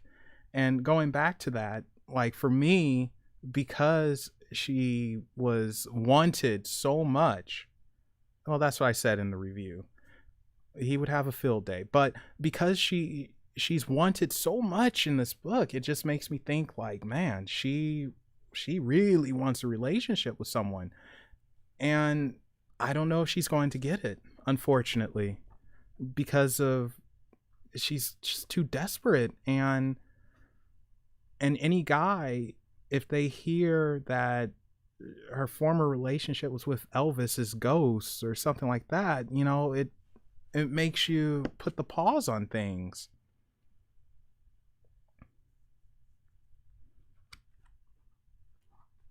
It just, it's kind of sad actually. And the worst part is, I genuinely want her to find someone. I wish she would do more research as well and not take things at surface level so much, like the Ars Goetia that I pointed out. It's well, I mean, he is the king, but with the Ars Goetia, it's 4 books to that, and most people, of course, stop at the 72 goetic demons, but it's more to it. And I think she just looked at the demons and, again, in her head, just came up with the story of, oh, this one's visiting and this one's visiting and this one's visiting. And I think that overall hurt her, unfortunately. What the heck is happening? I'm having trouble here. Do me a favor. Can everyone just put in 1 real quick? I know that's a weird request, but just everyone put in 1 real quick. All right, thank you. Yes, the books are self-published, which, I don't have an issue with. That's fine.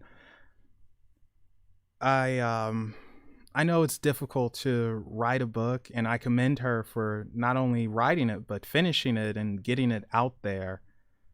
That's not the easiest thing in the world to do, but I don't know. She needs to bring it back a little bit. What I would actually like to see from her. Excuse me. Why am I belching? What I would like to see from her is her do a book where she's drawing the entities that she's claiming to see. I think that would be pretty cool because, like, she's a really good artist. I really, like, she is talented in that regards. And I can't say yes to her being a psychic medium. I can't say no to her being a psychic medium. But I can say she's talented with her art. I really like, look at this. Oh, it was her sister? Her sister drew? I could have sworn she said that she drew this. I know. Well, I know she has a twin sister, Caroline, but I could have sworn she said that she drew this, because I know she can draw. I've seen her work. I know her sister did chapter 7 in Demons and Familiars. I know her sister did the chapter 7 art, I think. Which, for me to actually remember chapter art, that tells you it's really good. So if it's her sister, then kudos to her. Let me see. Who did the chapter 7? Because she actually says who did it. Yeah, I could have sworn Melinda did the art. I could have sworn it was her drawings from her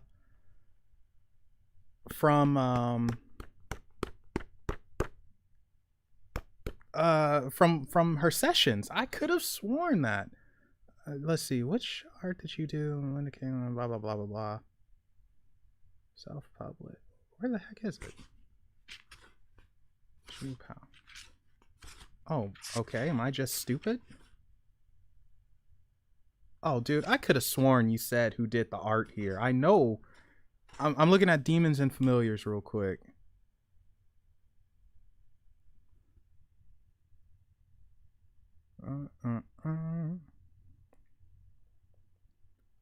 1 second. Sorry, I know it's dead air. I'm bad at this. All right, Noella, keep the chat entertained. Go.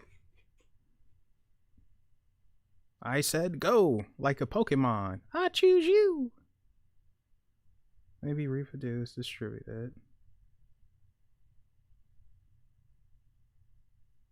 That's so weird. I could have sworn. Chapter 8. Okay, her sister did chapter 8, not chapter 7.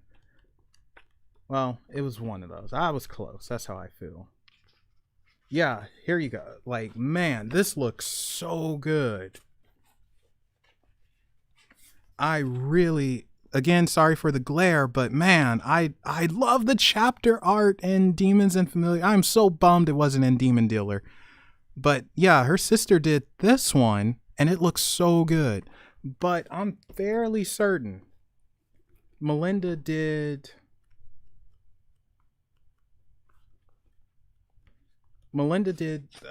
this here. Because I'm pretty sure there's video of her actually drawing it. She did this one here, which looks so good. Like, it's really, really good. And I know she did, where is it? This one. And I wish she would do more of it. God darn it, do I wish she would do more of it. Again, sorry for the glare. So those are just so awesome to me. Don't you guys think so? I mean, they're just, she's talented where it counts anyway. I have no idea who you are. Why are you messaging me, sir? I am live right now. I'm speaking to the people. Or speaking with the people. Let me see. I want to check something because I'm pretty sure it was in Noella, you might know this. It was in one of those freaking videos. What's the name of this person? Because it was somewhat early on. I don't think this is a later session. This was an early session.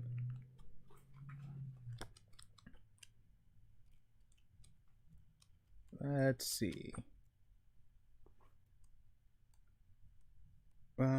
Yeah, Christina. That's her name. That's one of the drawing from Christina. And who did the other one? And the other one is from, who are you? Elizabeth. There we go. So Christina and Elizabeth. In one of those videos, she actually shows herself drawing that.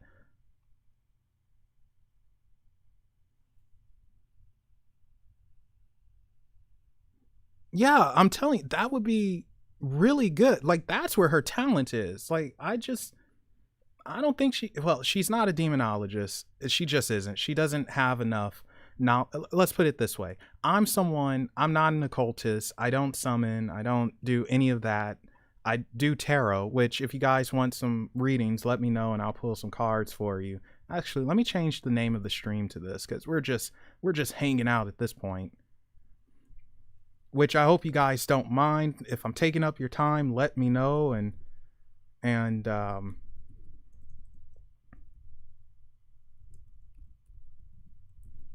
I will. Wait, why would I be taking up your time? You can always just leave. What am I talking about?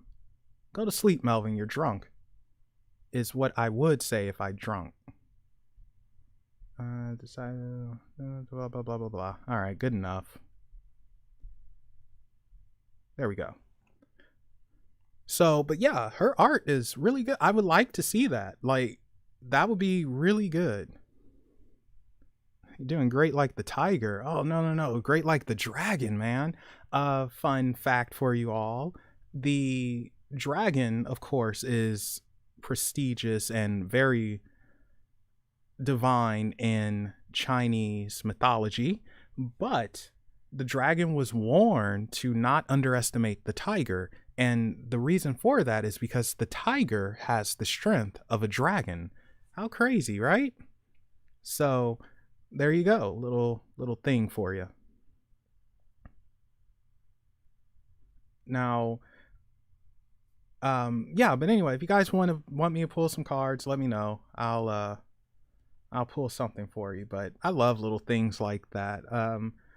Not everything, but some things. You know, Chinese mythology is very intriguing, but I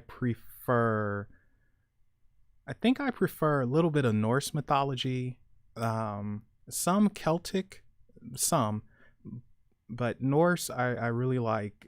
You know, of course, Greek and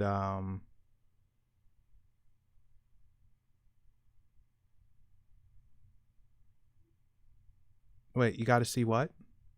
Wait, what? What? What is she talking about? God darn it! You're not synced up. Um, Egyptian mythology, I like Middle Eastern, Persian, so to speak, Mesopotamia, Hindu, or Vedic mythology. Oh boy. So, little known fact about me, I really have a fascination with Lord Shiva. I think he is quite fascinating for a god. Oh, you like Kali? Okay.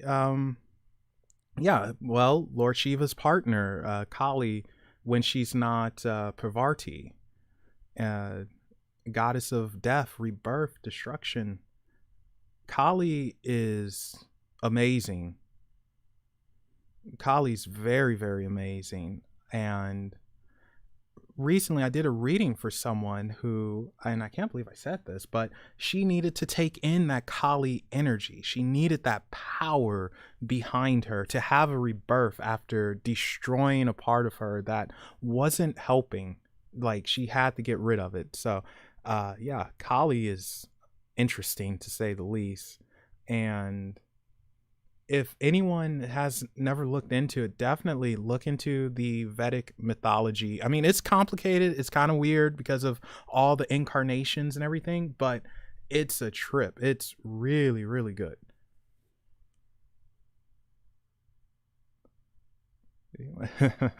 Yeah, you can I'll leave the chanting to you.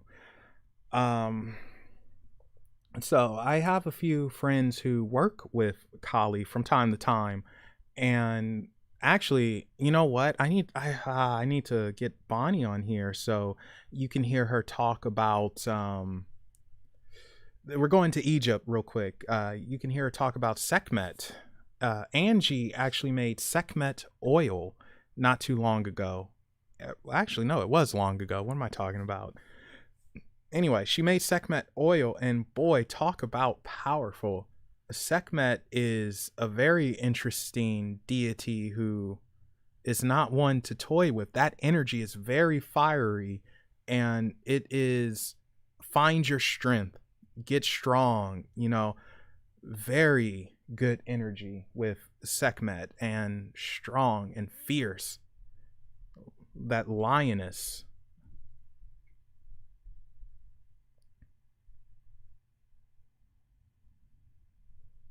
Oops. Did that wrong, didn't I?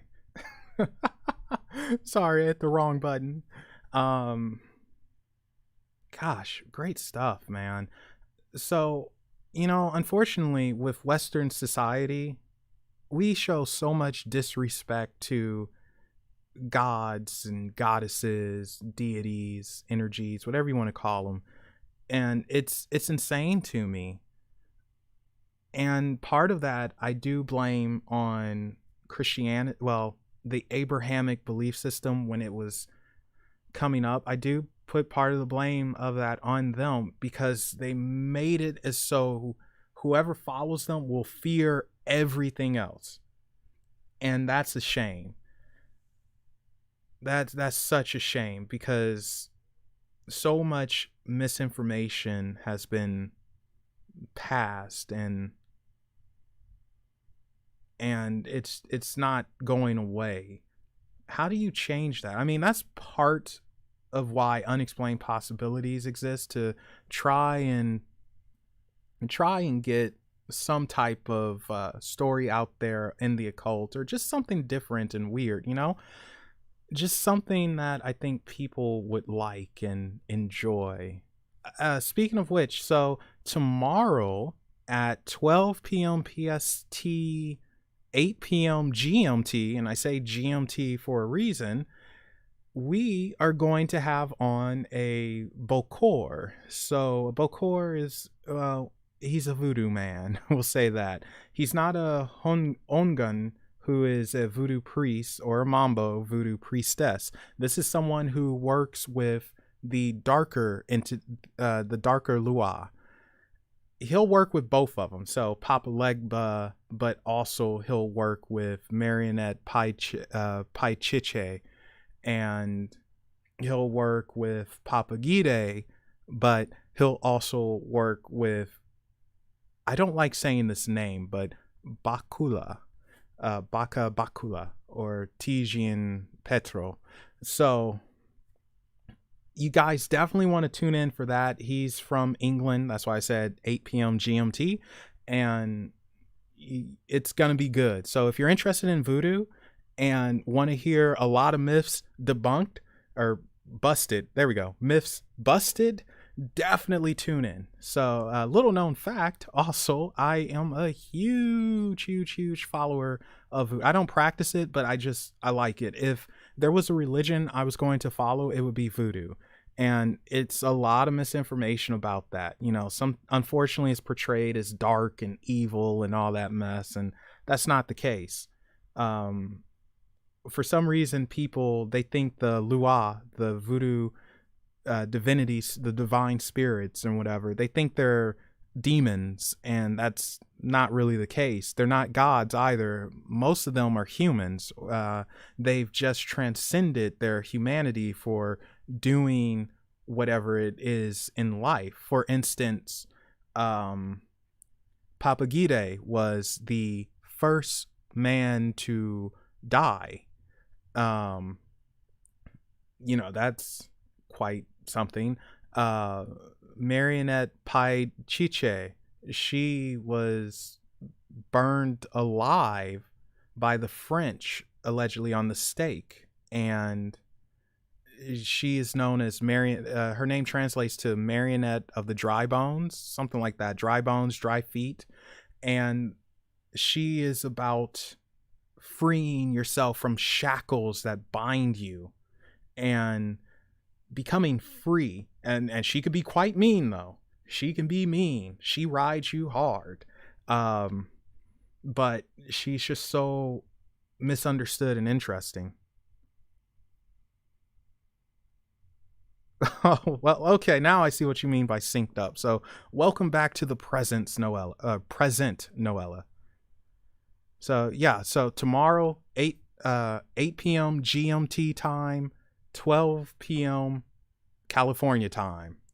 So definitely don't want to miss out on that. Papa Smoke, Ed Morrow, he will be with me. And for those who don't know, so this is my little pendulum board here. And this Vive is the insignia for, can you see that? There we go. For Papa Legba. So Papa Legba, he inspired, currently I am in the LA area. Papa Legba is one of the people who inspired selling your soul to the devil. You see, Papa Legba, he is the one who opens the gates to heaven, or whatever you want to call it, the afterlife, so you can speak to your departed loved ones or other Lua. You always have to ask his permission. You have to get his permission first. And he arrives at the crossroads. You can meet him at midnight, and the story is, I can't remember if it was Robert Johnson or Tommy Johnson. They're not related, but the story is similar. I can't remember who came first, but one of them came first, and they said, oh, he sold his soul to the devil. That's why he could play the blues so well, and his voice is so unique. And then I think it was Robert Johnson who was the second one. Robert Johnson was alleged to have gone to the crossroads at midnight. He met a tall black man, and he said, for your soul, I'll give you musical abilities. And that version of the story, it's based off of Papa Legba, because you meet him at midnight. He's at every crossroads and he'll guide you when you're lost, which is so cool. You know, like, and he speaks every language, so he'll always understand you and he'll always be there for you. He's really nice. You know, he's probably one of the few where you can mess up on their ritual and he won't get too mad. I mean, if it's an honest mistake, not if you're intentionally being a jerk, because you might accidentally summon or bring forth Kalfu. You don't want that. He'll punish you. He will definitely punish you. You don't want that. That's not smart. That's not smart at all. But anyway, you guys will hear more about that tomorrow. Oh, okay. So cool then. Definitely tune in tomorrow. You'll get a lot of information, and hopefully you'll get people to look into it more and research it, you know. And there is a difference as well between New Orleans style voodoo, Haitian voodoo, and West African voodoo. So the source, of course, is West African voodoo, but when the slave trade was happening, the French had taken the slaves over to Hades, and the slaves, in order for them to practice their religion, their belief, they adapted the French saints to the voodoo. And so a lot of times you'll see the candles that they use and everything. You'll see Saint Peter, you'll see the Virgin Mary or something like that. And they're not necessarily praying to them. But that's how they had to incorporate that so they could practice their system. You know, it's actually quite sad. You know, it sucks that people are that way. We see each other as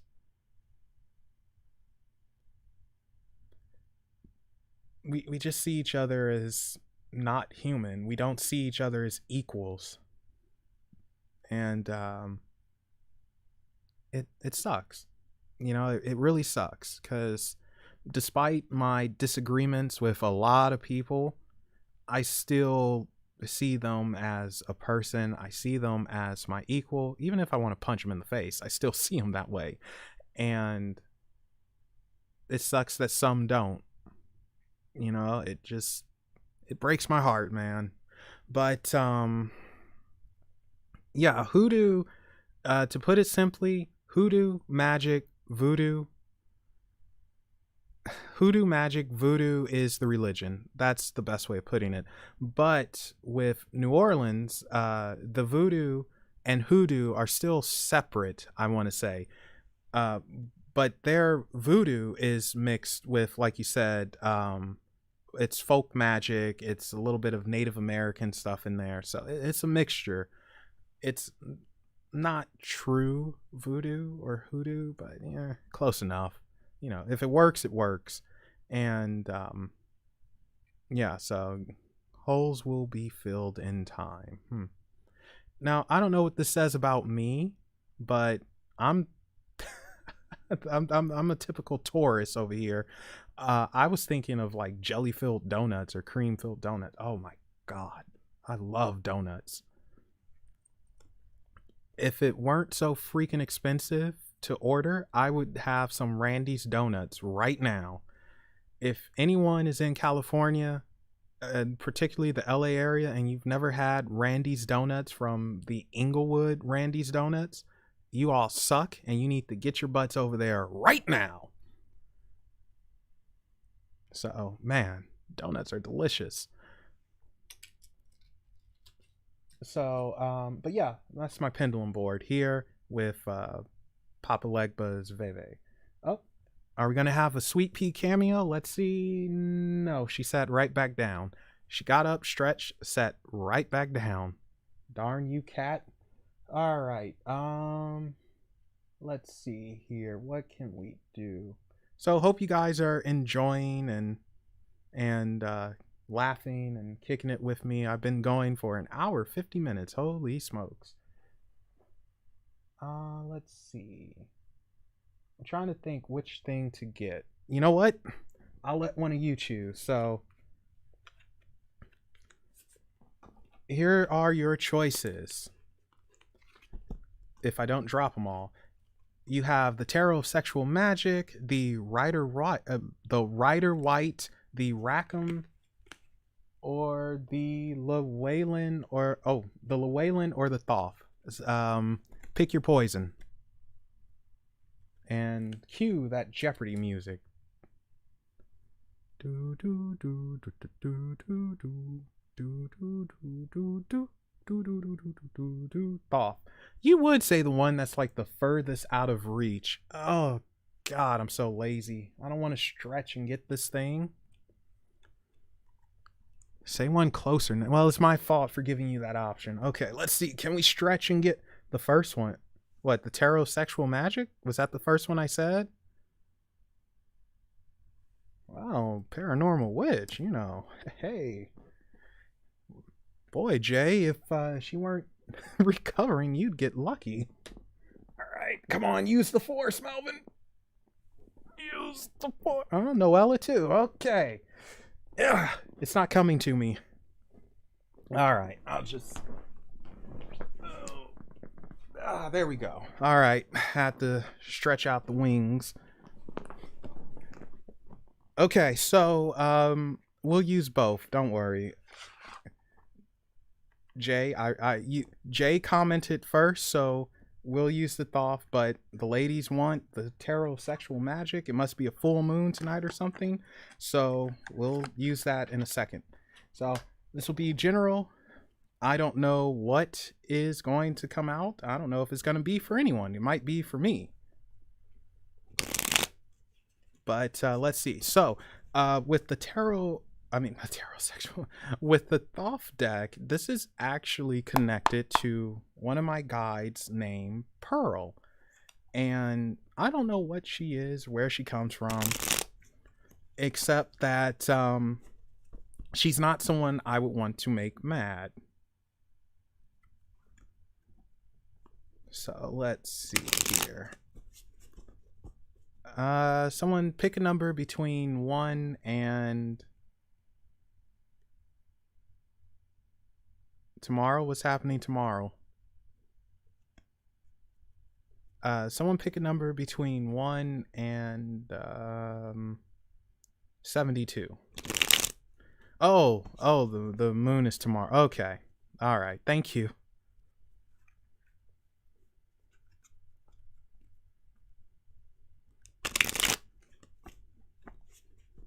60. All right, the greatest number ever. Okay. So what we'll do is we'll pick 9 cards, but we'll separate them by 3. And 6 will be for you, Paranormal Witch, and the other 3 will be just for whomever. We'll do it that way.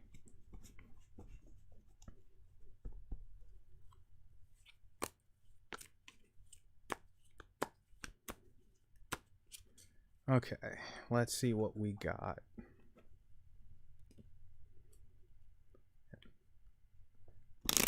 Probably should have used the Tarot of Sexual Magic for this one, but that's okay. Oh, wow. Okay. 1, 2, 3.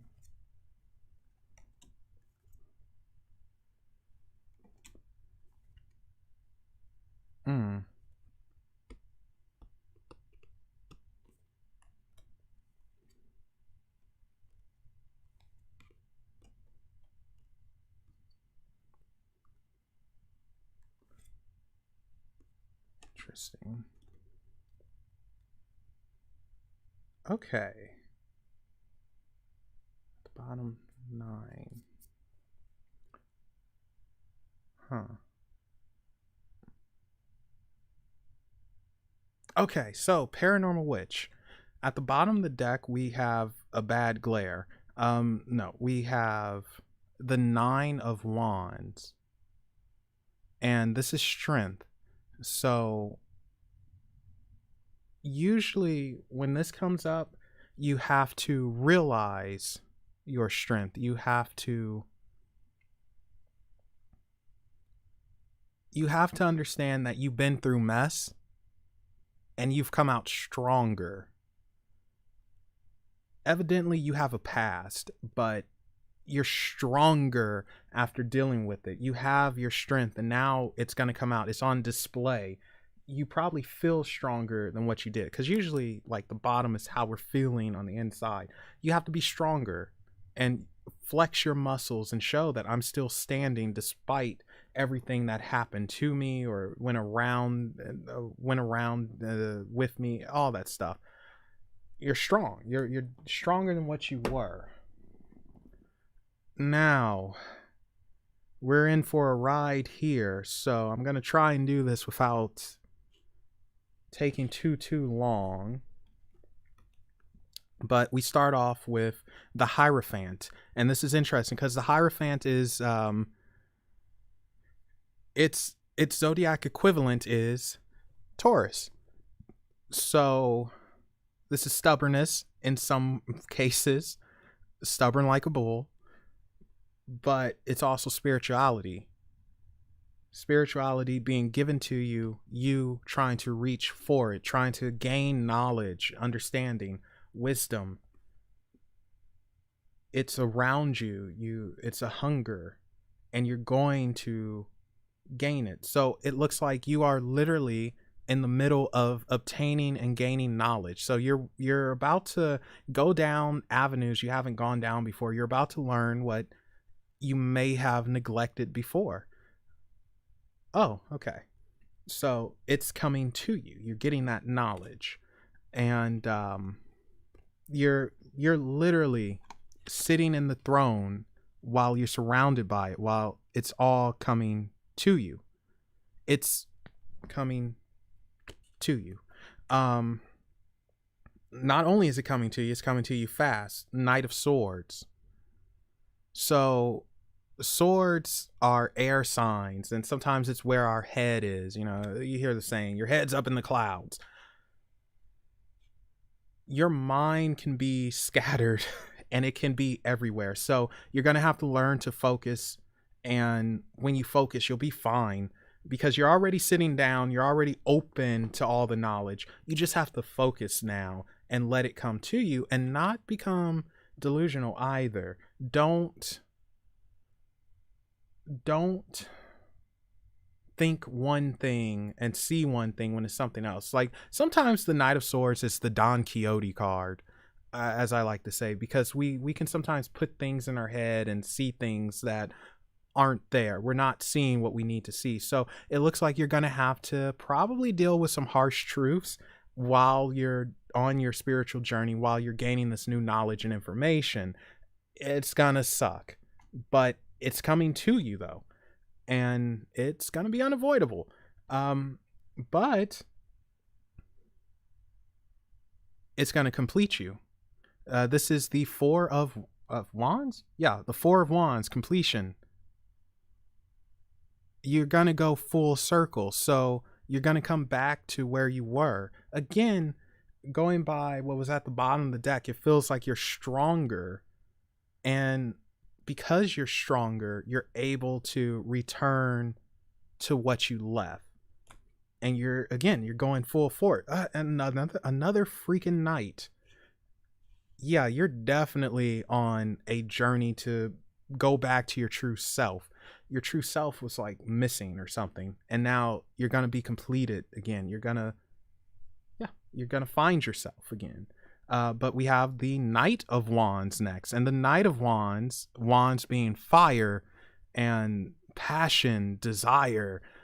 It's coming to you like something has reignited in you. I don't know if you feel free or what. The Knight of Wands is, in this case, I want to say he's the one that's boisterous, like, yeah, let's do it. You know, you have an excitement there. Your passion is back and it feels awesome. You know, you got that passion. It's excitement. I've been waiting for this. I have a burning desire in me that I had to keep under control. Now I have no limitations. I'm sitting in my throne. I'm imagining and seeing everything I can do, everything I can learn now. I can't become scatterbrained though, because I still need to focus and understand that I'm going to be completed. You're going to be completed, and it's exciting. You're entering exciting times. Very, very, very, very, very exciting. Which is freaking awesome. A lot of fire around you, a lot of passion, and you're going forward. This is interesting too, because both of these, the Knight of Swords and the Knight of Wands here, pick it up, Melvin. They're both, and again, sorry for the glare, but I don't know if you can see it too well, but they are both headed towards a sunset. And I always consider cars when they're going west or to the left, I always consider that going towards an ending. You have ended, or you're ending a chapter of your life, and it's behind you. You're literally not looking back. You're going forward into something much better. So that's also part of your completion. You're ending something so you can start anew. Starting anew is good. It's a little scary though. And that actually brings us to the Five of Swords, defeat. And you were beat down. You had to be beaten down though, because again, it was in a way so you can see how strong you are, so you can know your limitations, so you can know that you can break your limitations, but also know what you're just not going to take. You had to, it's almost like you had to lose so you can gain, so you can see like, I'm worthy of this, I'm worthy of more. And it's heartbreaking because it's like you were broken. There was defeat here, depression, sorrow, sadness. You were broken, you were beaten, but you had to rise up, which is Queen of Swords. Rising up. The Queen of Swords is really interesting because in this deck she cuts off somebody's head. You can't see it though. There it is. That's you can't see it. Well, anyway, she cuts off someone's head. The Queen of Swords is kind of like it's kind of like the off with your head Queen of Hearts in some ways, because I actually skipped the card, but we'll save this one for last, I think. She takes no mess, and it's like you had to learn how to defend yourself. You had to learn to become confident again, to see that no, I'm worth more than that. And you had to stab somebody, not literally, figuratively stab somebody. You had to show yourself that you're strong enough, and because of that you ascended. Ascended, I usually hate that word. Ascended and ascension is so overused. I'm going to ascend. Anyway, you had to rise up. And I want to say that you also have something watching over you as well. So you weren't alone in this battle. You were encouraged. You have encouragement here, and you had to take out your sword. You had to fight back, which I don't think you want to do. I don't think you like fighting. I don't think you want to fight and get into it. I think if it gets to that point, you'll do what you have to do, which is difficult. I think you're a person who you just don't want it. Conflict doesn't feel like it's in your nature. I mean, yeah, you might argue your point and get annoyed, but as far as actually hurting someone, I don't think you want that. I really don't. I think you're genuinely a good person, and you would probably offer a hug before a sword, for stabbing somebody. But you definitely had, it was a test for you. It was almost like a karmic lesson. Oh boy, what a lesson, huh? But you had to rise up out of that, which you did, and you had to see that you can fight if need be. You can draw your sword. You had to. It sucks. It's not fun, but you had to, and now you're free. That's the biggest thing. You're free. And because you're free, we get to the Nine of Cups. Happiness. Happiness runs in. Wait, how does it go? Happiness runs in a circular, or happiness goes in a circle. Oh, whatever. Anyway, it's a song, but you're free, and you have happiness coming. Cups, cups. It's water, emotion. Where we're flowing, where we're going, where we're you're flowing to happiness. You're on your path now. You're on your path. You had to get there. It took you a minute, but you're on the right path to happiness. Your cup is full, and you share it. Your happiness is being shared. You're not being selfish and keeping it to yourself. You're sharing it. Not only are you sharing it, you're willing to show it off. Not for, not to brag and say, look what I have. My boobs are bigger than yours, skank. You're not, nothing like that. It's sharing it because you're so happy, because you haven't had that. It's like, wow, I have this now. I mean, this is emotional. You went through some serious mess. It's very emotional, but it's like you can breathe again. You can do stuff now. You don't have to have that tension. So congratulations in that regard. And that brings us to the Knight of Cups. And this night, if you notice, is going to the sunrise, a new beginning. A new beginning carrying a trophy. New things are opening up for you. A new avenue, everything. So you're probably going to have opportunity to do much more than before. And you're the one riding to that opportunity. You're creating that opportunity. You have good things coming to you. Real good things. This is freaking awesome. You're literally parting the waters to get to your destination, to get to what you need, to have your trophy. Now, I wish it was an Ace of Cups because it's not an Ace of Cups. So this tells me you still have ways to go. You still have a journey, but it's not going to be too long. This is a balanced journey. The Knight of Cups is fairly balanced, whereas the Knight of Wands and the Knight of Swords, they kind of rush in. The Knight of Cups is balanced. It's like, no, I'm going to take my time. I'm not going to rush, but I'm not going to drag my feet like the Knight of Pentacles. Knight of Pentacles is a slow growth. It's going to take you a while. But the Knight of Cups is balanced. It's going to get to that destination when it gets to that destination. It's going to be good, which is awesome. And then the final card. Oh, okay. Well, I think you're going to get it. That'll be your trophy. You're totally going to get it.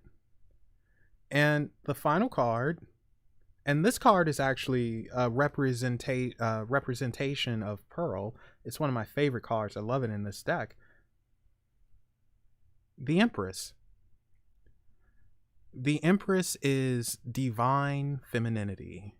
This is what every woman should aspire to be. She is confident. She's sexy. She's intelligent. She has power. With the Empress, this is what you evolve into. This is what... It's funny, yeah. Your knowledge takes you to the Empress. You can lower your shield. You can lower your shield. You don't have to have it up. You don't have to be defensive anymore. You can relax. You can enjoy. And you can be you. So after you heal up, I'm going to actually suggest that, man, Sweet Pea Cameo, are you going to come over here and say hi? No, right back down. Okay. I'm going to suggest that you actually, dress in a little something sexy after you heal up and go out for a night of the town, and hopefully Jay doesn't get jealous, but go out for a night in the town and look good, turn heads, and like know that, yeah, I'm the Empress. I'm royalty. Oops, I forgot to sign out of that. God darn it. It feels good. This is you evolving into that. You haven't been the Empress for so long. like your growth has been stifled and you just haven't been the Empress for so long, but now you can be her. You can be this divine energy. People are going to notice you. You are going to command that respect. You are going to turn heads. People, it's noticing. It's feeling that. So yeah, congratulations, Empress Paranormal Witch.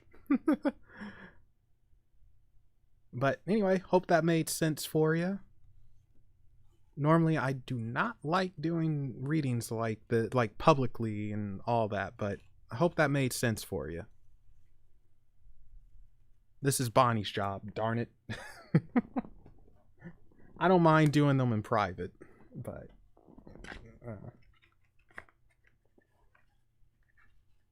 hey Maeve, welcome to the Big Blue House. Don't just stand there, come on in. Boy, I can't believe I just did a Bear in the Big Blue House reference. That's terrible. Okay, so tarot sexual magic. You know what? Noella, I don't know if you're still here or not. I guess this will be for you. Now, this deck is really funny, and it's some pictures I might not be able to show, but you know what? What the hey?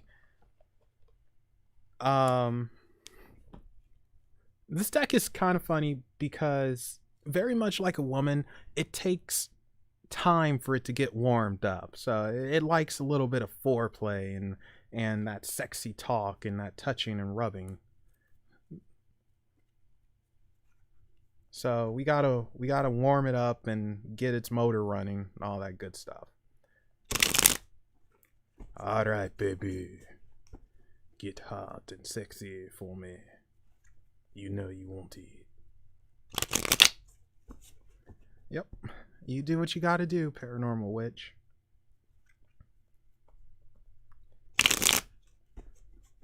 Alright, so Noella, pick a number between... I know you said 69, but let's be, you know... pick a number between 1 and 15.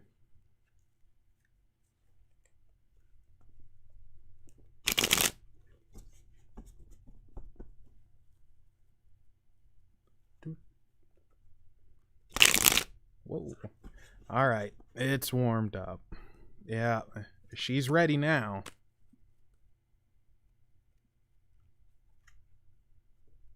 I have no idea what's gonna come out. So hopefully it makes some sense. So this is for Noella M. Noella.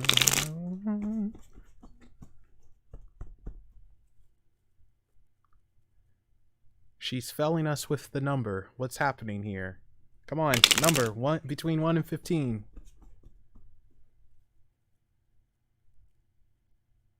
I said between 1 and 15. Not 27. Unless you want 9, then we can do 9.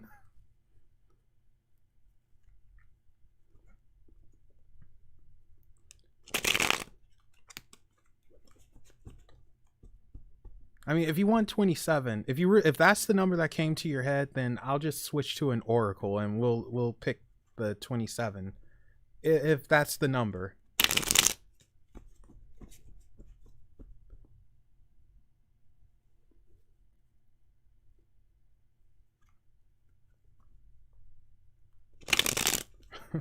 $14. Oh boy.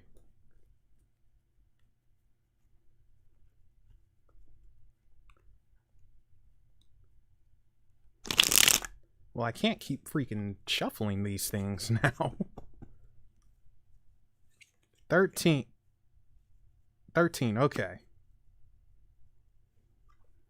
Now, I tell you what, we'll also pull... Where's the oracle? Oh, it's all the way over there. All right, we'll use the emanations then, and we'll pull out a 27 for you. Did you just say no? What, you don't want 13?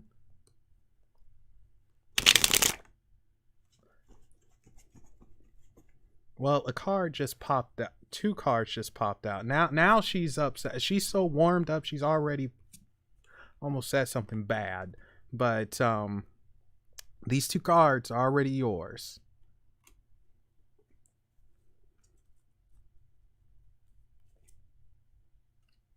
Oh shoot. You have 3 major arcanas already.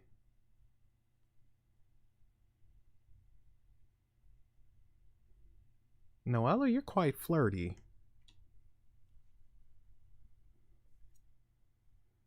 Oh. You're a bit of a romantic. You can be a tease if need be.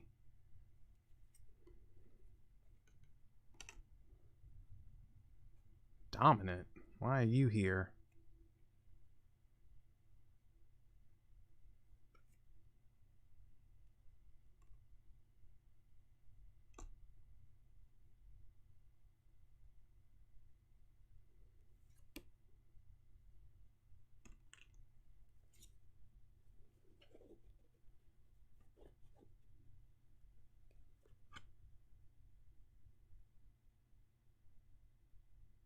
Okay, let's begin. I don't know if all of these are for you actually, but I don't think all of them are. So I'm gonna have to veto your 13. But what we do have is actually quite interesting. We start off with strength, major arcana, and this is not necessarily physical strength. This is confidence, and that's a motorcycle. Well, moped. But yeah, this is confidence. And right next to strength is the Wheel of Glare, the Wheel of Fortune. Actually, the glare is probably a good thing. It's censoring. And right after the Wheel of Fortune, and this is a raunchy one, the Hierophant.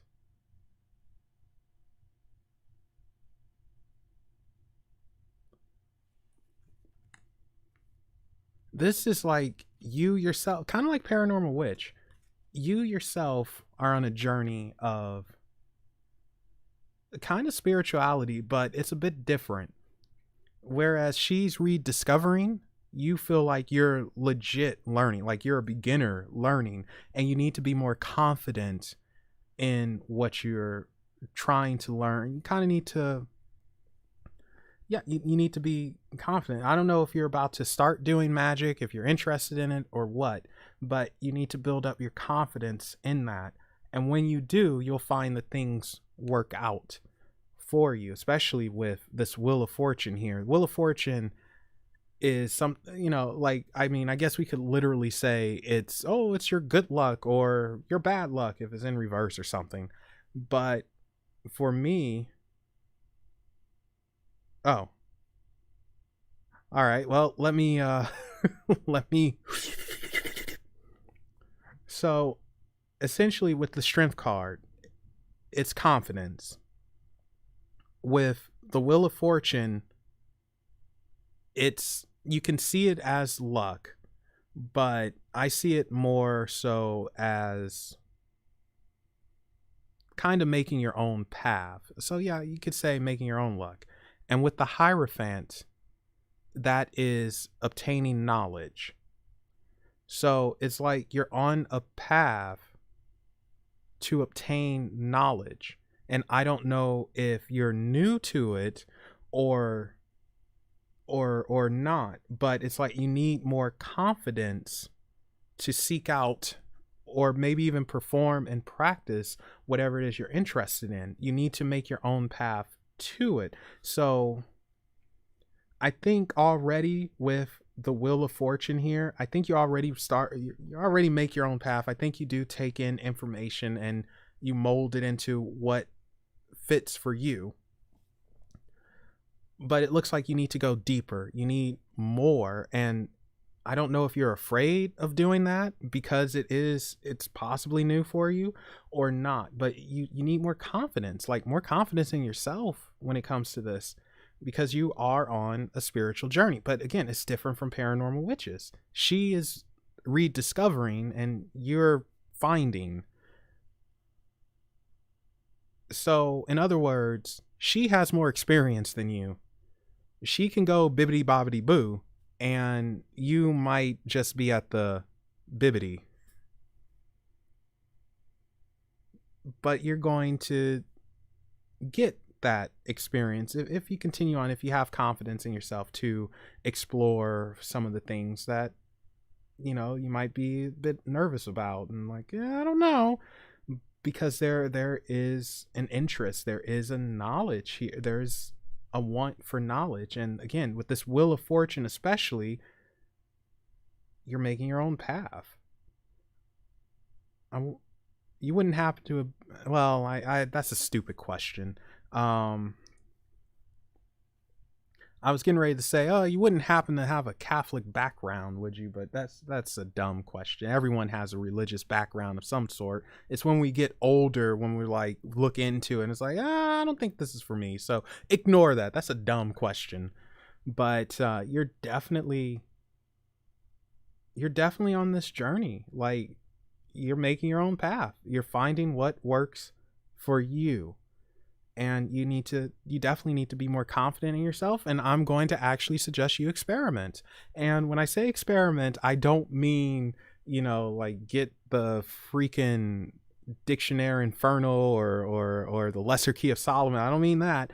I mean experiment by trying to contact your spirit guides, experiment by practicing with tarot cards, you know, just nice little things that you yourself are in control of. You know, even using a pendulum is fine to experiment with, just to get your feet wet, to get an understanding. See, you know, I have my pendulum here. Let's see if we can get it to move. So Raphael, if you're here, can you yeah, there we go. And you know, so hi Raphael, and you can stop now. So I'm just showing them real quick, that's all. All right, thank you, Raphael. But yeah, so I would say that. Now, next two cards are interesting because I'm still not sure they're for you. These three, they're for you. The other ones, nah, they didn't feel right. But this is the Two of Wands and the Three of Pentacles. So let me show you the Two of Wands here. Woo, Two of Wands. She's flirty. Look at that. And the Three of Pentacles. Well, I'm not grounding you. I'm just saying I wouldn't experiment with the lesser key just yet. That's very, it's just for, it's more advanced. I mean, go ahead and read through it, try to get an understanding of the goetic demons, but I just wouldn't attempt to try any summonings and all of that, because you really want to have a mentor when you're doing things like that, someone who can teach you the correct way of doing it. Doing it on your own is fine. It's just oftentimes we learn the hard way. So I don't want you to learn the hard way. If you can, seek out a mentor. That would be the best thing you can do. In fact, I'll see if I can speak to some people I know, and they might, you know, be open to helping you if you want. But anyway, with the Two of Wands and the Three of Pentacles, Two of Wands in other decks, it's usually, well, it's literally planning out. It's planning your steps, seeing what you need to see. So you're in that planning stage still. You're taking everything in and you're planning, which way do I go? And I think you have a bit of an issue here, because you might be looking for something. You might be looking everywhere for something that fits you. And that could be an issue because it could become overwhelming. And I think that's where the Three of Pentacles comes in. You know, like, it's a happy card. I mean, you see the couple, they're naked and kissing, but they're in a tight quarters. You know, it's like it's too tight, and it's like, oh my god, I want to spread my wings and stretch. So it feels like you you might be doing too much. You might be taking too much in. You might be doing too much too soon, or thinking about too much. And you need to slow down a little bit and go one thing at a time. Take baby steps. Like, really take baby steps.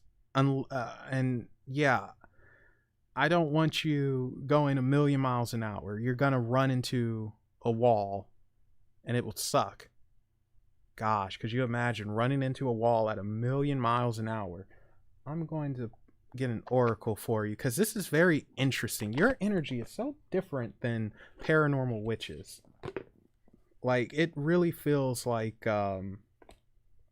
you're starting off, there's confusion.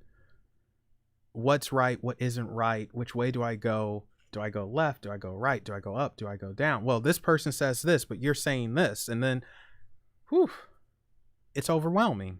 I think you can be overwhelmed. That's interesting because the first half is like, yeah, don't be afraid. But the second half is like, you know, but take baby steps, you know, don't try to do everything. If you don't mind my asking, what's your ancestral background? Meaning, do you know if your ancestors were if they dealt with if they were Celtic, if they were Norse? Oh, welcome back. Nothing to be sorry about, lady. You have to do what you got to do. All good. I'm still here for a few more minutes anyway. But yeah, do you know their background? Were they Norse? Were they Celtic? Native American? Slovak? Slovakian? What would you call that? I guess Slovak. Yeah, whatever. Close enough. Because if you know what that background is, I would say that's where you start. That would be the Celtic. Okay, so you might work with the goddess the Morrigan. You know what? You should look into Joey Morris. I actually had her on the show before. She is a Celtic witch, and she's in your neck of the woods. She has a shop called Starry Eye Supplies. She has a YouTube channel, Joey Morris, and when it comes to Celtic and Irish lore, all that stuff, man, she's numero uno. Look into her, and I'm sure, well, I won't say she'll take you on as a student, you know, I won't say an apprentice mentorship, but she's someone that you can learn from, because I think you should go with your ancestral roots first and then branch out, especially if it's Celtic. It's a lot of stuff in Celtic lore and magic, and that's going to really help you, and it's something that you'll be able to identify with versus, you know, let's say I'm trying to think of something. Well, versus Satanism, we'll say that. You know, like with Satanism, it could be a lot of dark stuff to it. It could be a lot of dark stuff to it, and you know, it can be overwhelming. You're hearing do the chants of this and make the circle here and right this wrong and offer this and that, you know. That's a lot. That's a lot. So yeah, I would recommend you look into your Celtic background and then go from there. And I also recommend that tarot. I think you would be good at tarot because I think you are intuitive. I think you have good instincts. You'd probably need to trust your instincts more. Oh, how I wish you were calling me a cutie. But oh shoot, I just did that. All right, oops, hit the wrong button again. Um, that will be good for you because this is saying you're still a beginner. You're taking your baby steps and you're still trying to forge your path. You're finding your path, Wheel of Fortune, and you have confidence, or you need more confidence to really go and dig into it, but you just don't want to go too quickly. No, I'm not. I appreciate you saying that, but I know the truth. I'm sexual chocolate, baby. Anyway, yeah, so I think tarot would be good for you. Okay, so you initially said 27. So I'm got your oracle here. And we're going to pull the 27th card from it.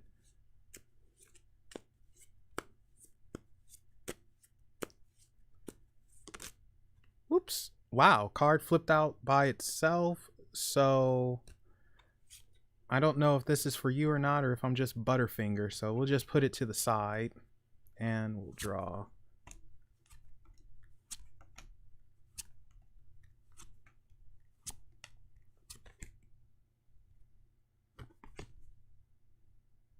Ooh, emptiness. Dot.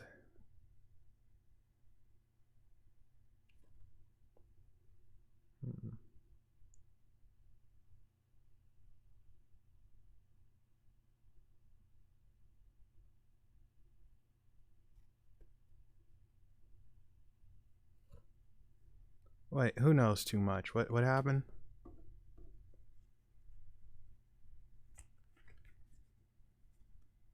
A cutie booty from the fairyland. Whew. That's something. Wow.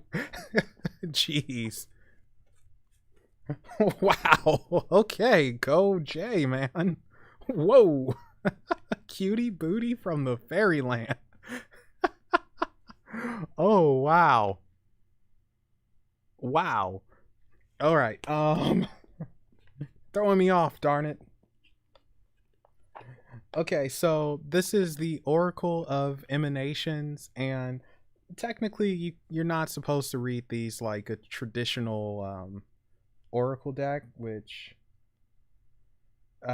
normally I would just read from the book because oracles never change, but this one is slightly different and I can't exactly read from the book because it's not going to make any sense whatsoever, which I'll give you a taste. And I should probably show you the cards that came out, shouldn't I? So, oh, I love the art in this deck too. So this is the 27th card, Dwat, Null, Emptiness, which is interesting. It's not saying that you feel nothing. It's not saying that you're empty. It's actually saying you probably need to let go so you can be filled with information, because the Dwat, this is from the Kabbalah Tree of Life, and to achieve everything you must achieve nothingness. So it's a type of energy and a mindset. Empty your mind to actually obtain and gain. Your mind, you have too much going on. Why did I do the psycho sign? Sorry, didn't mean to didn't mean to do that, but you have too much in your mind, in your head. You do need to slow down, and you do need to plan things out a bit more. I want to say just sit, and it's easy to say meditate. Everyone's like, oh yeah, just meditate. Well, meditation's hard. Not everyone can meditate, but I want to suggest that you slow down and write out what it is you're seeking. What are you seeking? Why do you want to do magic, or why do you want to walk down in the path of the occult? What is it that you're seeking? What will it do for you? What do you want it to do for you? Do you want power? Do you want knowledge? Do you want $1 million? I want $1 million. So if anyone's offering, I will gladly take. What is it that you want from that path? Clear your mind and let it come to you.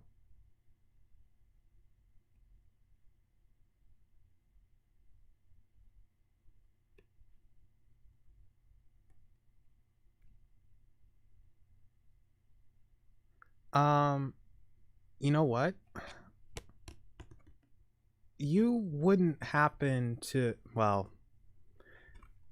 if at all possible, try to find a place with flowing water and put your feet in it and just relax. And let the water act as a cleaner. Let it swoop all the negative energy away. Let it swoop all the nonsense away. Like, let it cleanse you, so you will be open for your knowledge or your magic, whatever it is you're trying to gain, and let it empty you. Okay, so that's Dawat. I know I'm saying that name wrong. I suck at names. And then we have another name that I can't say, but Javura. That's as close as it's going to get. God, I love the art in this. Isn't it beautiful? But Jaruva is the left hand, the judgment, as you can see. And he's part of the tree of life from the Kabbalah. And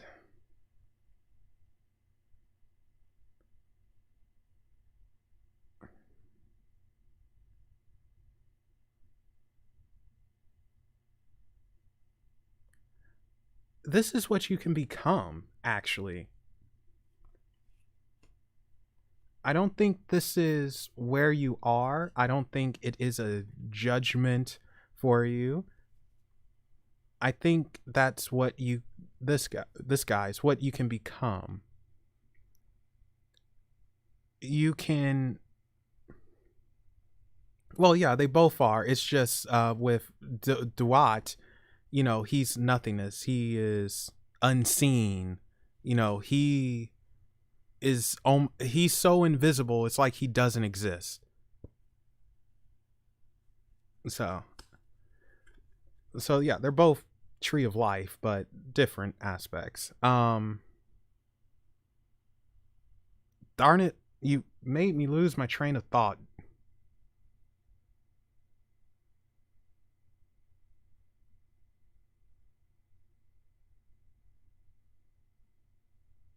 What was I saying? Oh, yes. So I don't think you're at judgment. I don't think it has anything to do with judgment just yet. I think this is something that you come to, because judgment is transformation. Judgment is transformation, because you're going to look back and look at where you started and where you've gone. And this is interesting. You start as nothing, or you need to go back to nothing. And then when you're filled, you get this judgment. You get your transformation. You become something that you never were before. And judgment is looking back on that. It's reflecting. Sorry. It's reflecting. It's reflecting back. You have quite the journey you're about to go on, but you definitely need to not take on so much right away. I think, like I said, you're planning too much, or it's just too much in your head, and you need to scale it back some, one thing at a time, baby steps. I would again suggest, for you, it feels like tarot. That's really a good place for you to start, and you're in control, and you can go from there. I would not, however, recommend you pull cards for yourself.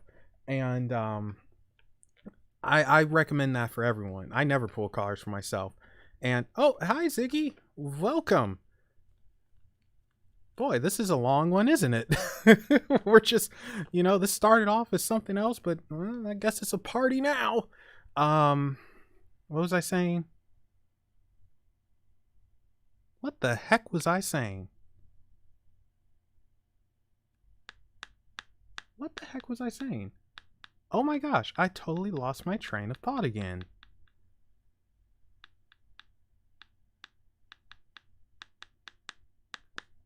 Oh yes, where to start?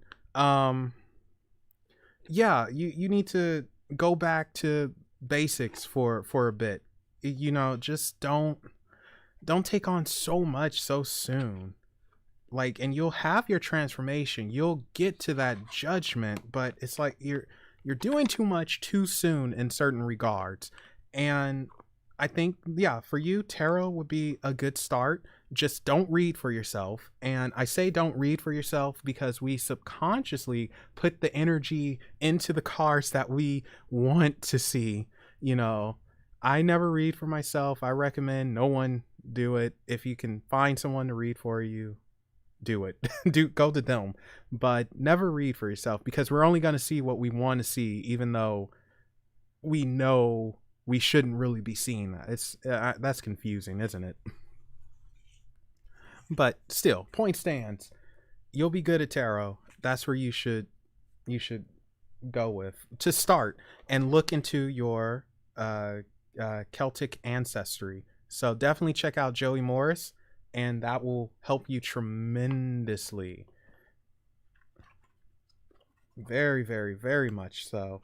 Like, cause I don't know, it's something about you. You have you got something in you somewhere. Something is begging to come out, but you just kind of overdo it. So let's not do that. Over there, the recipe says 2 eggs. You're gonna add 4. This will make it better. No, it's too much. No, it's gonna make it better. All right, let's see what happens then. Sorry, ignore me. My personalities are coming out. Let me get back in there. Stop it. No, I want to be free. No, you can't be free. Free me. No. All right. Urian. God darn it. You see, this is the problem. I want to say Urian, then I go to Jurian, and then it's like, no, call me Jay. So you're just Jurian the Urian J. That's terrible. How are you tonight, Ziggy? Hopefully you're rocking everything. Rocking? I don't think that's right. Rocking? That doesn't sound right at all. Well, anyway, hopefully you're doing okay. All right. So Urian J, we are going to use the Rackham for you. This is one of my favorite decks. Oh, you didn't even ask for this, did you? I'm just like, you're gonna get some cards whether you like it or not. And Ziggy, if you want in, let me know now. If so, pick a number between 1 and 72. So the Rackham, I kind of consider my dark deck. It's not really dark, but it's just something that I quite like. And the art is by Arthur Rackham, who did the art for like a Midsummer's Night Dream, I think it was called. He did Alice's Adventure in Wonderland, Hansel, Gretel, etc., etc. So really cool stuff. Guy was talented, and they used his art for the cards, and surprisingly, they work very good. Well, in my opinion, they work good. So and just a reminder, tomorrow at 12 p.m. PST, 8 p.m. GMT, I will be live on Unexplained Possibilities with Papa Smoke himself, Ed Morrow, who is a Bokor in Voodoo, and we are talking all things Voodoo tomorrow. So you guys definitely want to tune in for that if you did not hear me when I made that announcement earlier. So be sure to join. It's going to be a lot of fun. And nope, still no Sweet Pea cameo. For some reason, she just does not want to show up on camera and say hi to you guys and flash her butt and then leave. Oh, I think Ziggy left. She didn't like me. she came, she saw, and she left. Alright. So, let's see. Oh, I should mix this one more time. God darn it. Let's see. So it's weird because for some reason, normally this deck is not hard to shuffle, but for you, Jay, for whatever reason, it's just, yeah, it's being a bit stiff, and I have no idea why. So evidently, you might be a very mentally strong person where it's like, no, I'm not gonna break. Some people would call that stubborn, but I call it mentally strong and not breaking.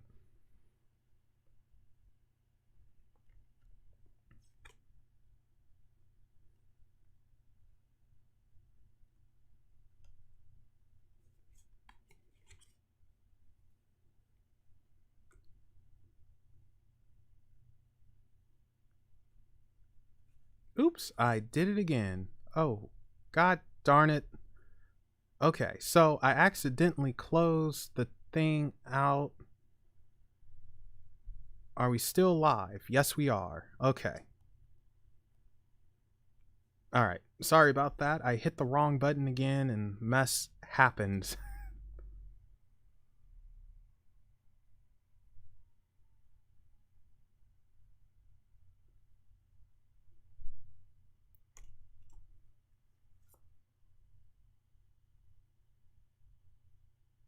I'm actually gonna have to... I might have to use a different deck.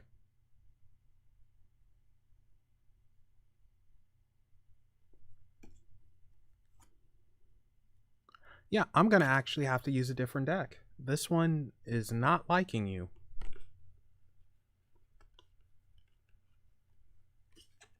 This one is not for you, so maybe the Llewellyn.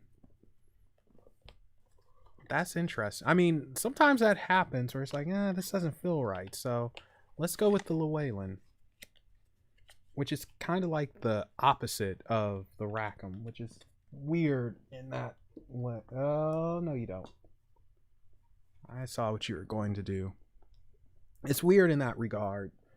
Here we go. All right. So what Super Saiyan is he, Paranormal Witch? Is he Super Saiyan 2, 3? What they add now, like a blue and a Super Saiyan God and all that stuff? I haven't watched Dragon Ball in so long now. I just can't. It's just too many transformations and... Oh, we're about to get a Sweet Pea cameo.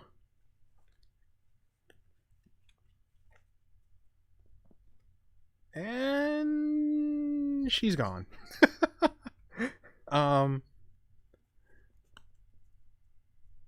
Yeah, it's just too many transformations and all that, and you know, doesn't do it for me. And thank you guys for hanging out with me. I appreciate it. You know, you guys could be doing something totally better than kicking it with me, so thank you for hanging out and, you know, just watching me be a little weird. But we can all be weird together. We go together like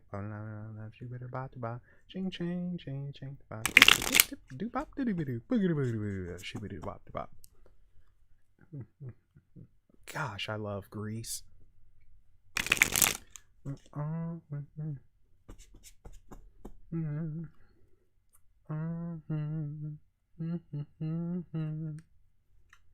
right, here we go.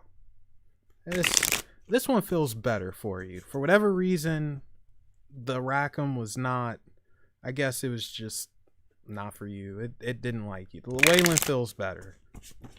Which is funny because Raphael, who's one of my guides, he's the one who kind of rules over the Rackham and the Llewellyn. I actually got these decks for him.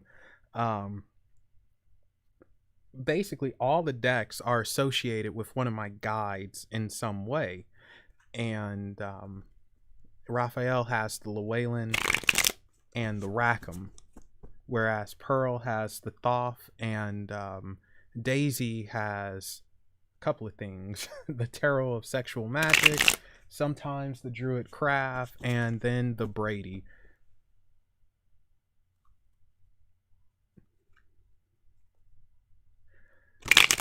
Well, they were always there. I mean, guides are always here. Okay. Well, give me a sec. Let me draw these cards real quick for you, and I'll tell you.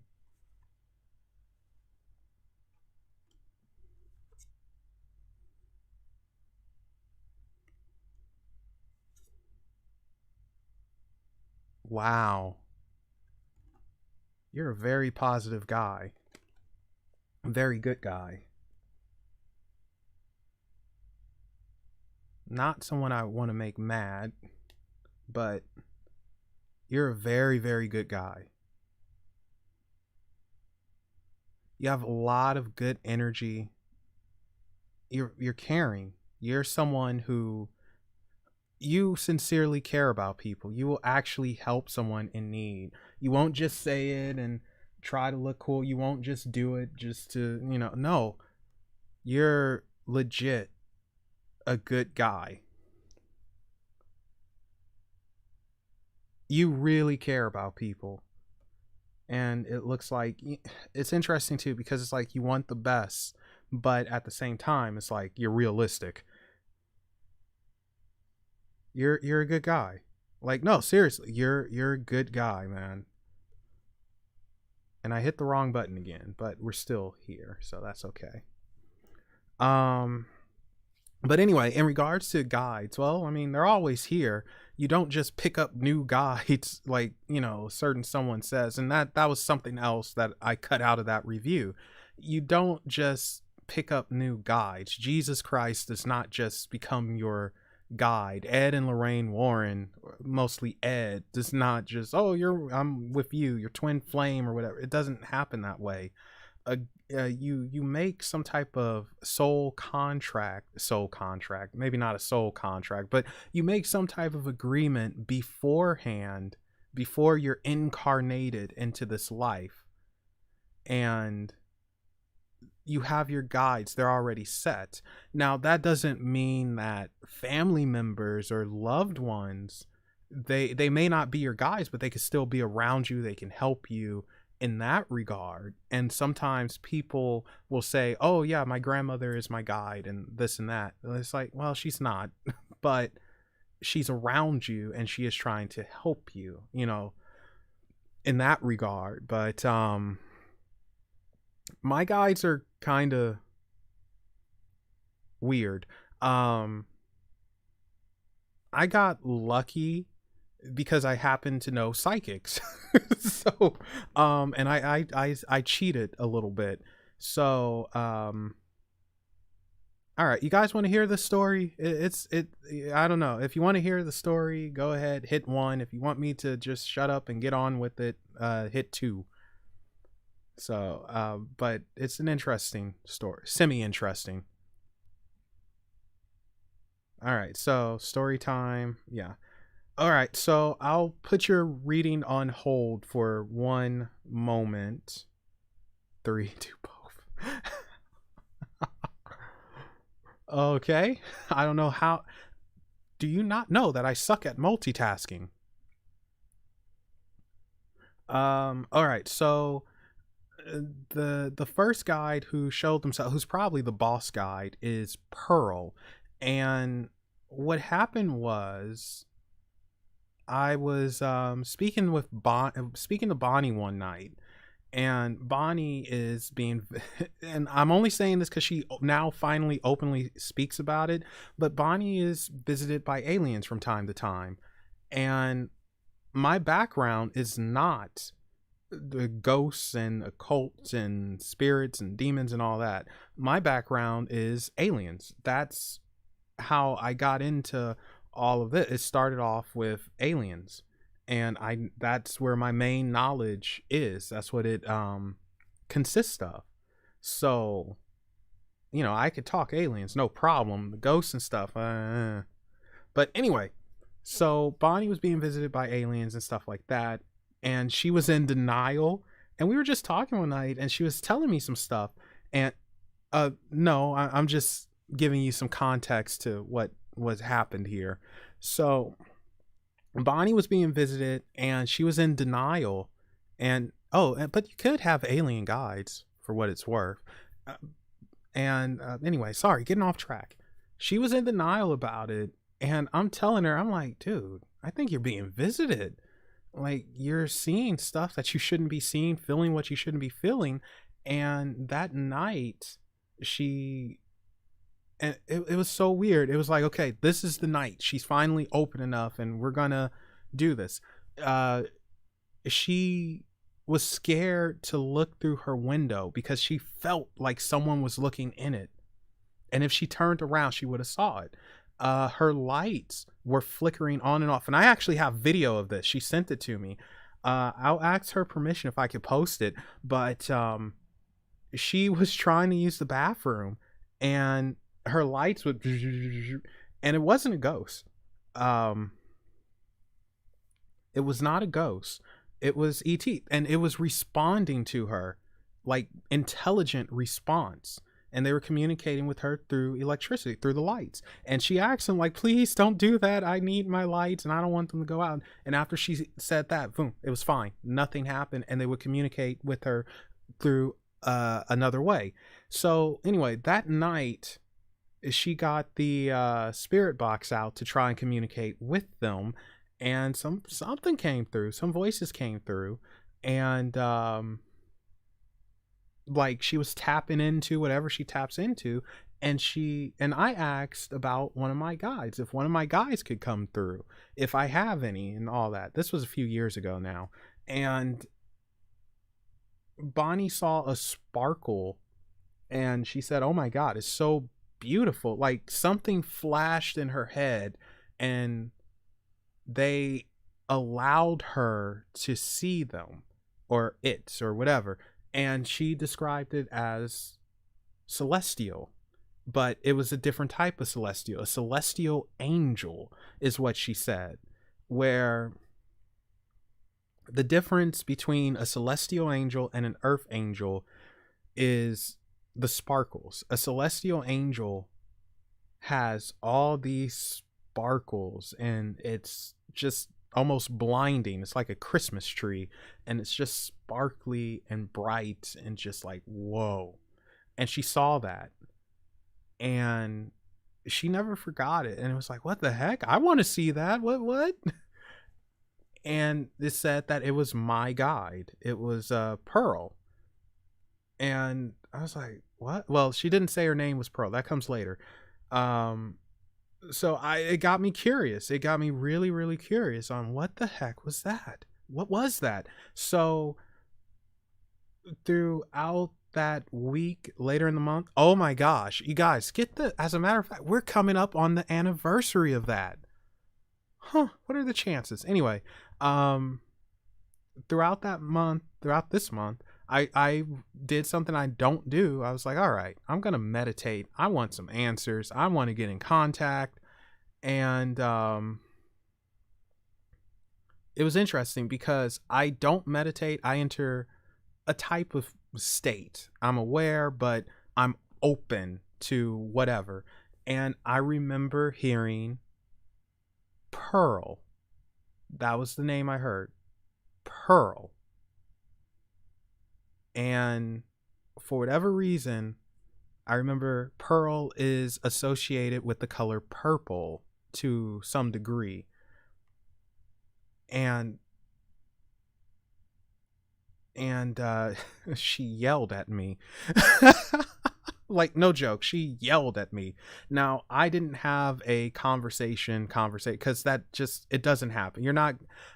Okay, I won't say it doesn't happen, but you have to do a lot of stuff to really get that connection going. It takes a lot of energy, and it's slim to none of you having a conversation like I'm having with you guys, even though I can't hear you.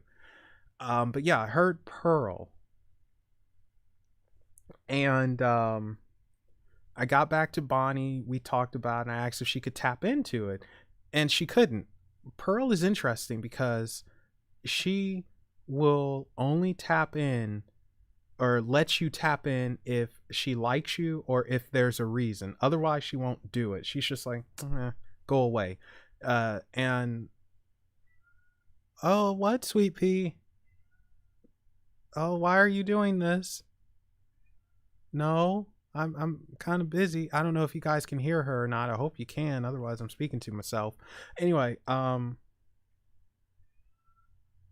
sweet, I'm busy. Anyway, yeah, so this was around the time I got the Rider White deck as well, and I was trying to figure out what Pearl was, and it's like Celestial Angel. That's what was sticking in my head from what Bonnie was telling me. Celestial Angel. And I pulled cards out hoping that she could give me an answer, like, you know, like what card represents you.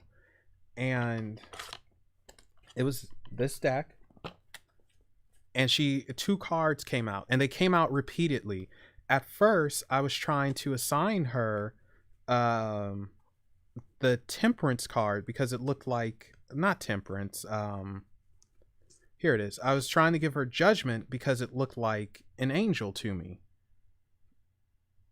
And she kept rejecting it. Like, no, that's not my card. That's not my card. And I was like, what the heck then? Okay, well, what are you? And the cards that she chose, and for good reason, trying to find it real quick. Oh, yeah, Temperance does look like an angel. So, yeah, it was either Judgment or Temperance I was trying to get. I think it was Temperance, not Judgment. Sorry, faulty memory. And she kept saying no. So anyway, the cards that she chose to represent her was, here's one. No, that's not it. Sorry, where are you?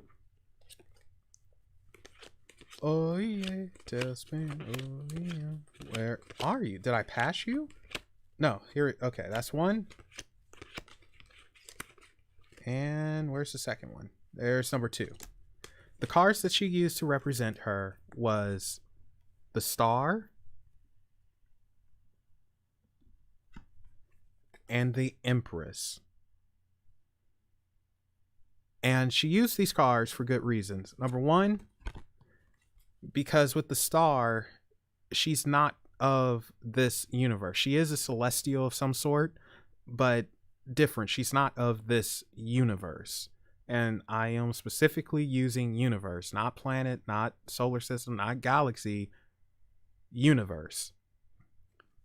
And the Empress represents her title. She's not she's equal to an empress, but her title is queen. She's not royalty that I know of, but she says queen. That's her title. And I used to find out. I used the pendulum board here, and I was trying to ask questions and get answers. And I said, "What are you?" And she would go to queen, but she wouldn't choose a queen from the minor arcana. No, it's like empress queen, and it's like, no, I'm up here. You know, I'm not there. And that's how I found out about Pearl. Now, Daisy, and this is actually, I don't know if it was a Yapping at Midnight or on the main show, I can't remember, but Daisy came through when I was again speaking with Bonnie, and she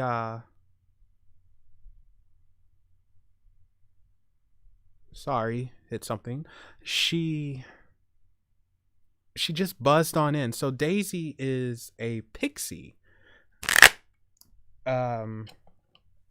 Yeah, I know that's weird, but she's a pixie. And initially when she came through, because we were talking about Pearl, and I was like, can you feel anything? Can you pick up on anything? And Bonnie was like, yeah, I'm feeling something, but the energy feels different. Oh, she is. Oh my God, she is. She seriously is. But to be fair, well, not a fairy. I found out that pixies and fairies are two different things. Through so but yeah, Bonnie's in tune, but to be fair, they came to her so she can kind of tell me, because I'm very closed off. I really don't experience anything. I don't feel anything, and it's hard to get through my defenses. So if you're a spirit anyway, because I'm just bleh. But she was like, oh my god, it's like a bug or something, just bzz, bzz, bzz, bzz, bzz. So Daisy has that energy where she's just flying all over the place. And I don't know how true this is, but Daisy claims to be royalty as well. But here's the thing, pixies are practical jokers. They're usually harmless pranks, so it's no telling with her. But yeah, she came in live on the air, and you could see Bonnie's reaction too, like, what the heck? And she was like, it's buzzing or something, like a hummingbird or a bee. And the energy felt different. She said it feels light, but it feels different. It's different than Pearl's. Pearl's energy is, well, her energy. I mean, her energy isn't heavy, it's not harsh. It's warm in a way, but Daisy's energy is like a hummingbird. It's all over the place, to where Bonnie says she has ADHD. So yeah, so Daisy's a trip. Bonnie really likes Daisy, and Daisy's the one who will most likely appear to Bonnie. She's the one who will most likely communicate, but she's also the one who will call something stupid and like, this is dumb, which she did when Bonnie was on a Ouija board trying to communicate with her. She said stupid, essentially. So with Daisy trying to get in contact with her, I did that not sleep state, but that meditation thing that I normally try to do. And this one was a bit different than Pearl. With Pearl, I just heard her scream, Pearl! But with Daisy, I remember hearing, hi, Welvin! Yes, Welvin. I remember that. And it was probably because I would remember it. And you don't forget that. So she said, hi, Welvin. And I remember hearing her say, Pixie. And I remember seeing a silhouette of her. Just a silhouette. And behind her was a daisy flower. I can't explain that. I don't know how I saw it. I don't know why I saw it. But I know what I freaking saw, and I know what I heard. And then I got it mixed up, though. I thought her name was Pixie. Because she didn't say Daisy. I saw the daisy flower, but I heard Pixie. And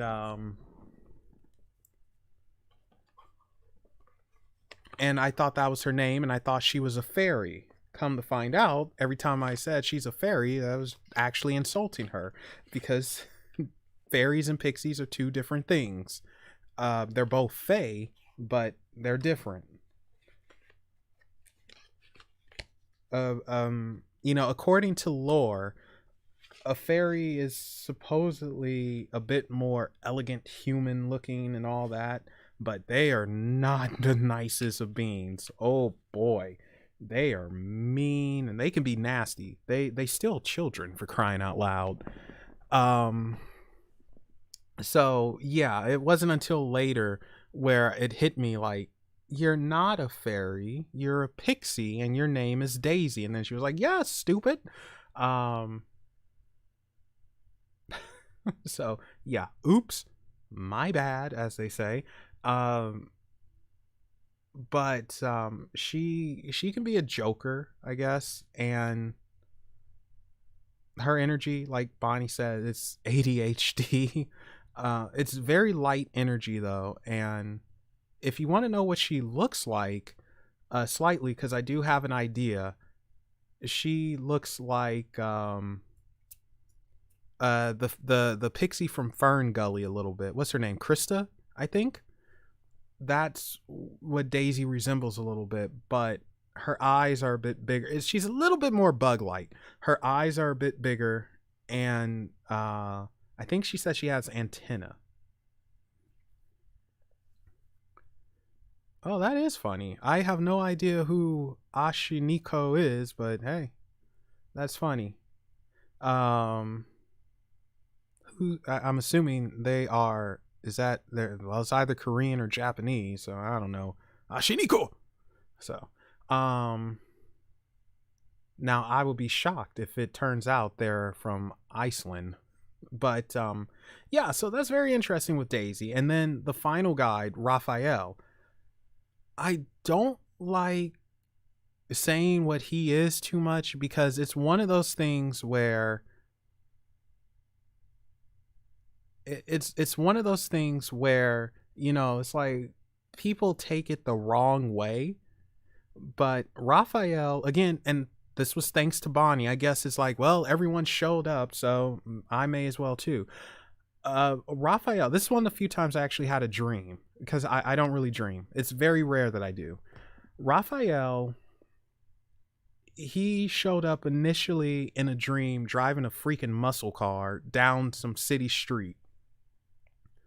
I'm assuming that's him anyway. It could have just been a dream, but it was weird because he was driving a muscle car, you know, and he was just driving down the street. Like, what the heck was that? What is that? And I woke up. It was just like, why did I have that dream? I and after that, I had another dream where I was in a classroom and I despise school. I never liked it. I still don't like it. I need to let it go, but I can't. I hate school. Anyway, I was in a classroom and it was some guy who was just sleeping at the desk in the front, and for some reason I was writing on the board. It was just us two in there. And oh, okay. And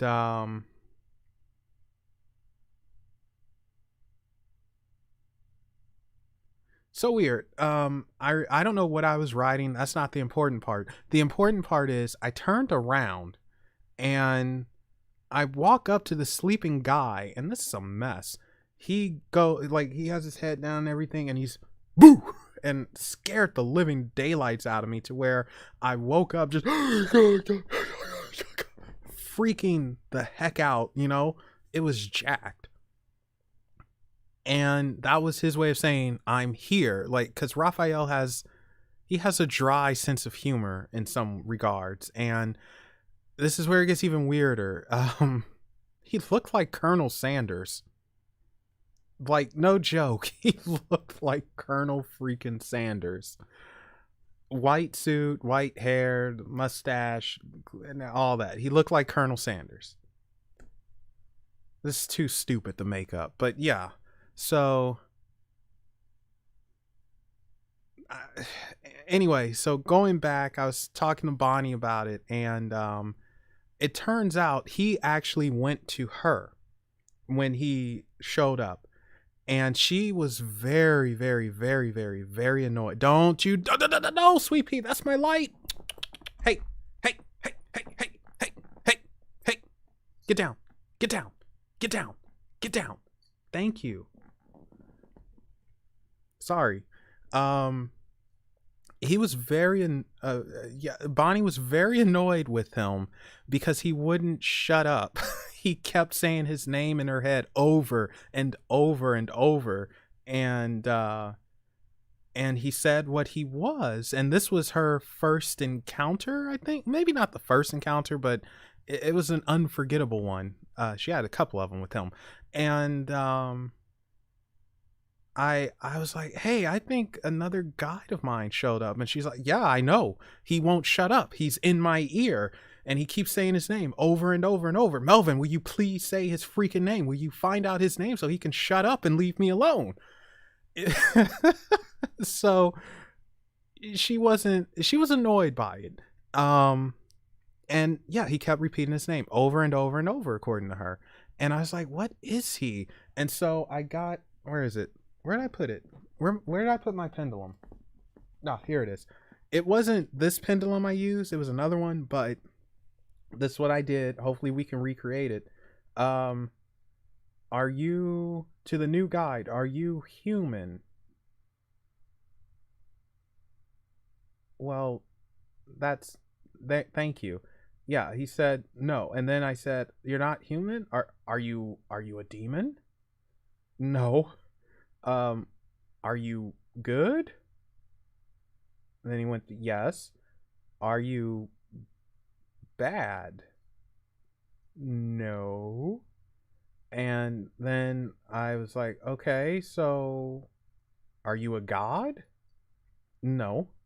I was like, well, what the heck are you? And then I got nervous and really freaked because it's like the implications of this, again, coming from a Christian society. I was like, wait, are are you an angel? Yes. I was like, seriously? You're an angel? Yes. Angels are real? Yes. Does that mean God is real? And the interesting thing is, oh, he just did it right now. You see how it just stopped? That's exactly what he did last time. Because for some reason, that's a no-no. I'm not allowed. Oh, he I oh my gosh, it sounds crazy. When it comes to God, Christian God anyway, it's very complicated. Extremely complicated. And it's like, there's some things you're not supposed to know, some things you can deduce and figure out. So, but you saw how the pendulum just stopped? That's what he did live. Just, but anyway, so I was like, okay, but seriously, you're an angel? And he went, yes. And it's like, all right, can you tell me your name? And just like he's doing now, he said no. He said no. He wanted me to figure it out, and for some reason, Bonnie couldn't tell me either. It's like no, he wants you to figure out his name. It's like, oh god darn it. So how am I gonna figure out his name? Well, I got to go through this, and I literally looked up a list of all named angels, and I intentionally skipped over the archangels because it's like, what are the chances? Like, no, I don't feel this is right. And sure enough, I was right. He's not an archangel. And our classification of angels, according to him, is a bit off. And how we view angels is off. Well, how Western society views them is off, I'll say. Angel, of course, the name angel means messenger, and you can kind of see him as messenger of God, so to speak, kind of like Hermes in a weird way. But anyway, I went through names and everything, and eventually I said, all right, let's go to the archangels. And I was like, is your name Raphael? And he's doing exactly what he did then. Yes. And it was like, wait, that's your name. Your name's Raphael. Yeah. And then Bonnie, he was out of Bonnie's ear finally. She was happy about that. And yeah, and that's Raphael. And I asked him some stuff about angels using the pendulum board. I'm not psychic. I don't hear mess. Even if he was yelling, I wouldn't hear it. And I got some interesting answers in regards to a few different things. Mostly when it comes to angels, like there's different types, which most people know, but when we say different types, usually they think, okay, you have angel, archangel, seraph, cherub, throne, etc., etc. But no, it's like legit different angels. An example would be, they say I might have to let her out soon, guys. I hope you don't mind. So they would say that you have Enochian. They're supposed to be some type of angel, John D. And apparently, when someone tried to summon them, they went insane. I don't know how true that is. And then whatever Raphael is, he actually says that yes, I'm a messenger of God's and a messenger of hope, something like that. And he is neutral. Like his energy is not loving at all. It doesn't mean it's bad. It's just not loving. His energy is completely neutral. He is very neutral, and his color represents that. His color, his white, it's just neutral. It's not saying, oh yes, I'm bathed in golden light and I'm going to heal you. Like, no, Raphael is not like that. He is not going to hug you. He'll look at you and he you know, he has a dry sense of humor. um Anyway, going back to it, he he explained like how we look at angels is just a bit backwards and we romanticize them, and we shouldn't do that. And this is coming from someone who I did not believe in them for the longest. It's like, no, I don't think they exist, but no, they exist. And he was saying that angels are, well, nothing wrong with that. Um, Angels are, okay. So in terms of angels hating demons or demons hating angels or whatnot, that's not the case. And he explained this to me, which was interesting. He said, no, we just disagree with how we do things. And then I was speaking to another occultist who said something similar. It's like, no, they don't hate each other. They just do things differently. Whatever a demon can do, an angel can do, and vice versa. But the thing is, angels, and I said this in my review, angels tend to be selective. They won't just do anything or everything. And a demonic entity, you know, they might have fewer boundaries where it's like, all right, well, why not? I don't care. And quite a few angels are, oh, you know what? Maeve, I could probably introduce you to someone who can actually, no, you can make your own scrying mirror. Yeah, you know what? Maybe I'll get Bonnie to do a tutorial on how to make a scrying mirror for unexplained possibilities. That'll be cool. Anyway, he was saying that, yeah, angels and demons, they don't hate each other. They just do things differently. And angels tend to have an ego about them. They do see themselves as kind of like up there, and part of their learning, part of their knowledge is to bring themselves down and not be so prickish, because they can be pricks. I mean, they are individuals. They And that's something that people, I think, unfortunately get wrong. We don't see them as individuals with their own minds, and part of that comes from the Abrahamic belief where they are the will of God. You know, they're an extension of God's will, and they serve man, and you know, they kneel before men, and it's like, that's not quite the case. But anyway, yeah, I was speaking to another occultist who basically said, no, you can work together with angels and certain demonic entities.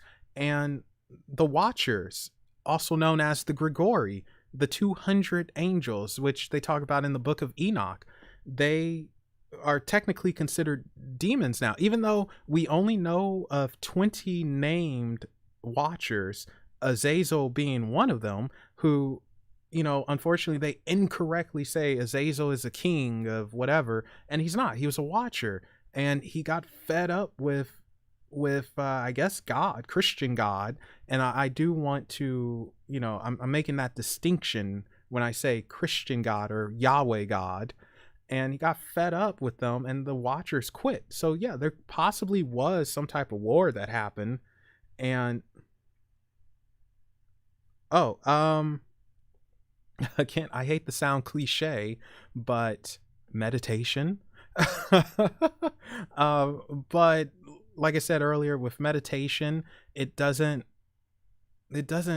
not everyone can do it. So for me, I use a pendulum, but to use a pendulum, I think you have to be fairly grounded and you have to have your mind clear, and you can't think of, oh, I'm going to communicate with them and they're going to give me these answers. It's a clearing of the mind. But entering a type of state where your mind is clear, your conscience is clear, and you just listen. You know, you just listen. And when you're able to hear something, and you will hear something, that's when that communication will happen. But you could use tarot cards. I think that would be a good step too, and a pendulum. But I'm talking about stuff that worked for me.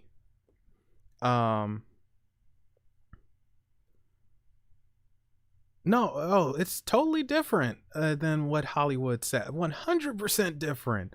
But again, that's the influence of the Abrahamic belief system, mostly the Christianity aspect of it, the Judaism aspect, and the Islam aspect isn't really, it's not that influential. But the Catholicism and the Christianity, yeah, that aspect of it is what influences a lot of stuff.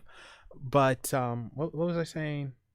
Oh yeah, so yeah, at least 200 quote unquote demons or daemons, whatever you want to call them, are angels. Some of them might have ripped off their wings. Some of them decided, like, no, I'm going down this path. This is better for me. And they can work together. You can pair them together. Not all of them, because you do want a synchronicity, but you can pair them. And that's why, maybe I was too harsh on Demon Dealer in regards of the battle of good and evil, because it's man-made. It's nonsense. There isn't a battle of good and evil, because what is good, what is evil? Can anyone truly answer that? We can say actions are good or actions are evil, but we have to know the reason behind those actions. That's important. That is extremely important, and we always gloss over that. But going back to it, oh, my cat is so mad. Okay, so can you guys, and don't worry, I didn't forget about your reading either, Jay. Can you guys give me like 2 minutes so I can let my cat out? She wants to use the restroom and she's going bonkers. So just 2 minutes, and someone remind me of what I said. And if you leave, that's cool. I get it. We've been going for 3 hours and 26 minutes. That's insane. I'm trying to think if I have any music or something I can play for you guys while I vanish real quick. Let me think. Let's see. What do we have? Do we have anything we can play? Oh, okay. So I'll play the background music that I use for my reviews, and I'll be right back as soon as I find it. Unless you guys want to hear me give a private tarot reading, I would never do that. No, you can't have that. That's a joke, people. Please laugh. Funny boy. Giveaway, doll, demon, blah, blah, blah. Where the heck is it? What did I call this thing? Too crazy. Oh, forget it. All right. Here, I'll just put up a Too Crazy to Believe for you guys to listen to, and I'll be right back.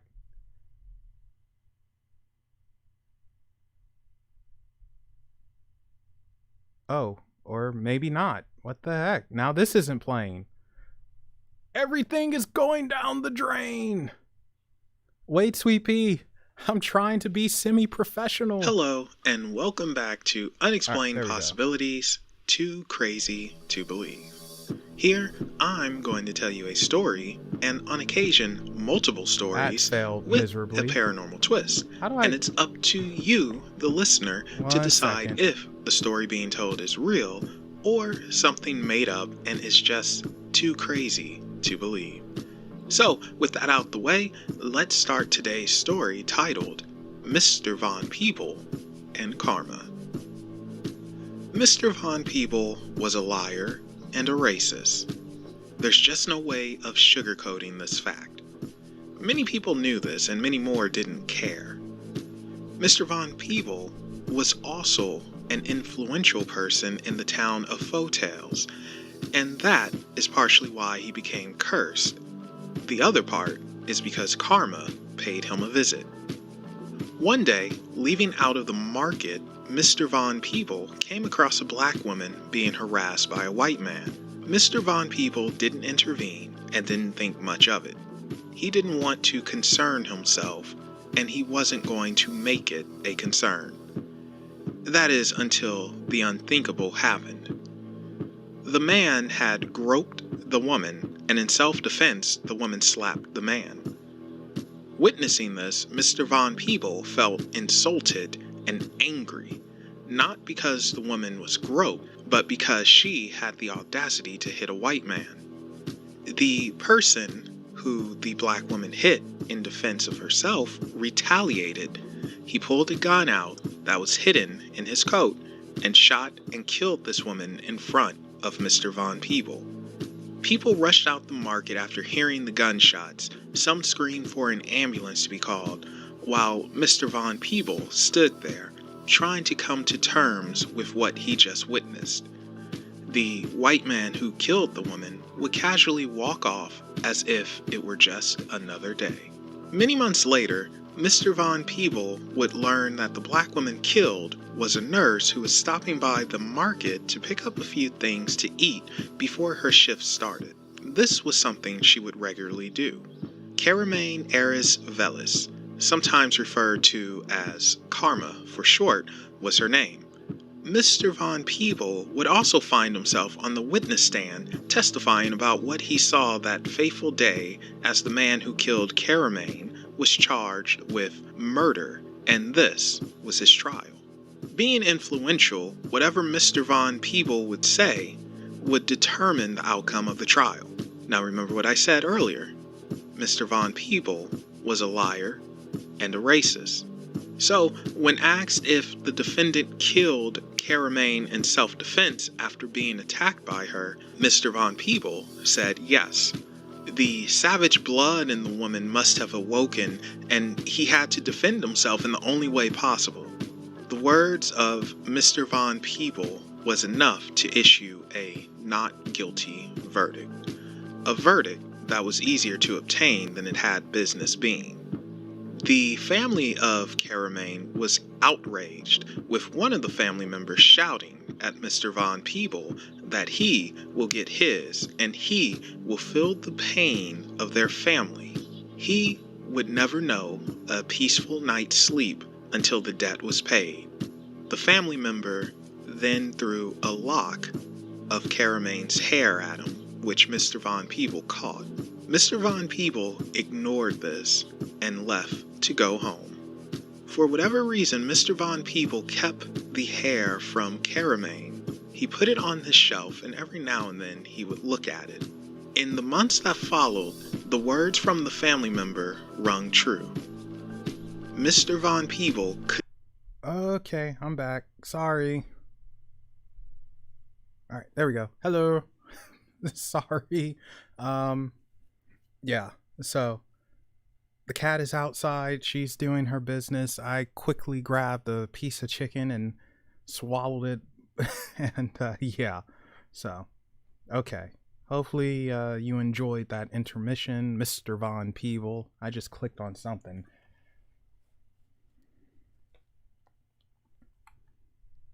And yeah, if you guys haven't checked out that series, Too Crazy to Believe, please check it out. That one is a lot of fun to do, but it's sometimes very time consuming doing the research for certain stories and trying to fake people out and all of that, or if it's real or not. Oh, well, Paranormal Witch, just click Too Crazy to Believe playlist and it will show up. And yeah, so play along if you think it's real or too crazy to believe. Wait, I'll try to do the voice. It's up to you to decide if this story is real or too crazy to believe.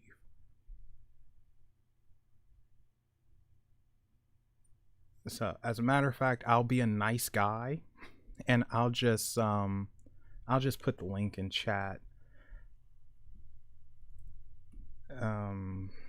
If I can remember it.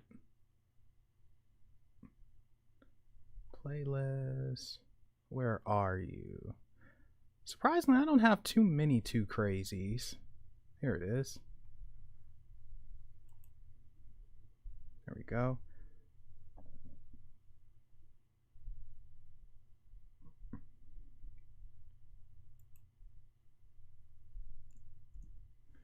All right, so there you go. Put that someplace so you can save it and watch. They're all short. They're not very long. And that is from, well, I did those because I'm sure you guys remember the show Beyond Belief, Fact or Fake, something like that. Fact or Fake, Fact or Fiction, whatever it is. So that's why the Too Crazy to Believe came out. Oh yeah, angels and demons, they could totally work together, usually anyway. You do have to match energies and not like for instance, you probably don't want to match Asmodeus with Azrael, you know, the angel of death and the deadly sin of lust. That's not a good matchup, I would say. Not good at all. But matching something like I don't know, well, let's see, Raphael, Archangel Raphael, who is a healer, with I'm trying to think who's a healer. Maybe a no, actually, no, not Raphael. Matching Lucifer and Michael might be a good match. Might be, keyword being might be. But Raphael and maybe Belial, but it's hard to tell with Belial because he is no. Who's the angel who governs justice? Is it Gabriel or Uriel? One of them would be matched with Belial very well. Oh, well, you know what? Let's get to your reading then, and we'll call it a night. Oh gosh, I have two different answers now. Oh no. Which one is it? Uriel or Gabriel? Okay, so... Oh, what order were these in? This was second. This was last. This was second to last. This was... No, this was second to last. This was third, first. All right, there we go. Sorry, had to put them back in order. Okay, so... Jurian. God darn it. Jurian, Urian, J. We start off with... I can't see this.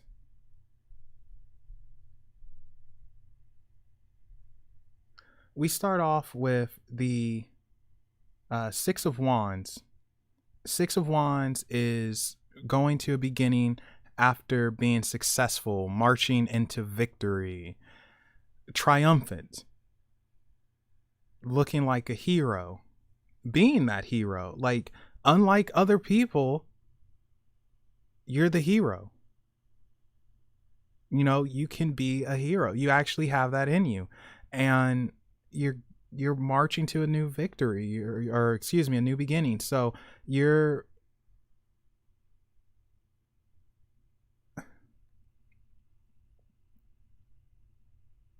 noble, I want to say. There's a nobleness behind you, you know, it's not nastiness. And you will help someone each day if need be. So there's a nobleness there. There's a caring there. And this is interesting too, because this is the Six of Cups, and this is sometimes the nostalgia card and old friendships coming back usually. But in this case, this doesn't feel like nostalgia per se. I think it is giving. It is you being an honest friend. It's cups, emotions flowing. You flow You flow good. You're a good friend. You got a good flow. There's a calmness here as well.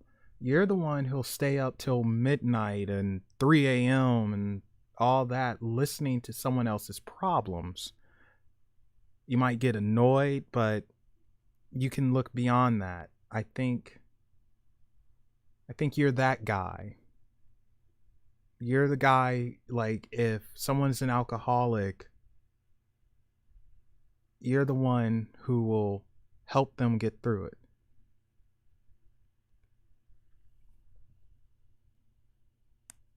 Like, really, there's sincereness here.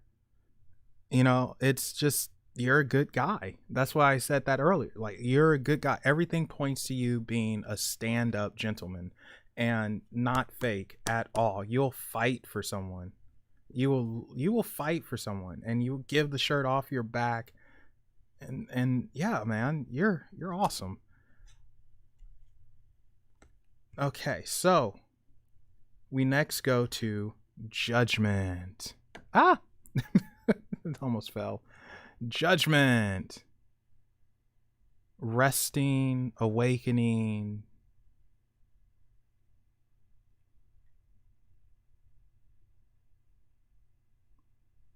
Resting, awakening, transforming. So you're about to enter a new stage in your life, I want to say. Be prepared.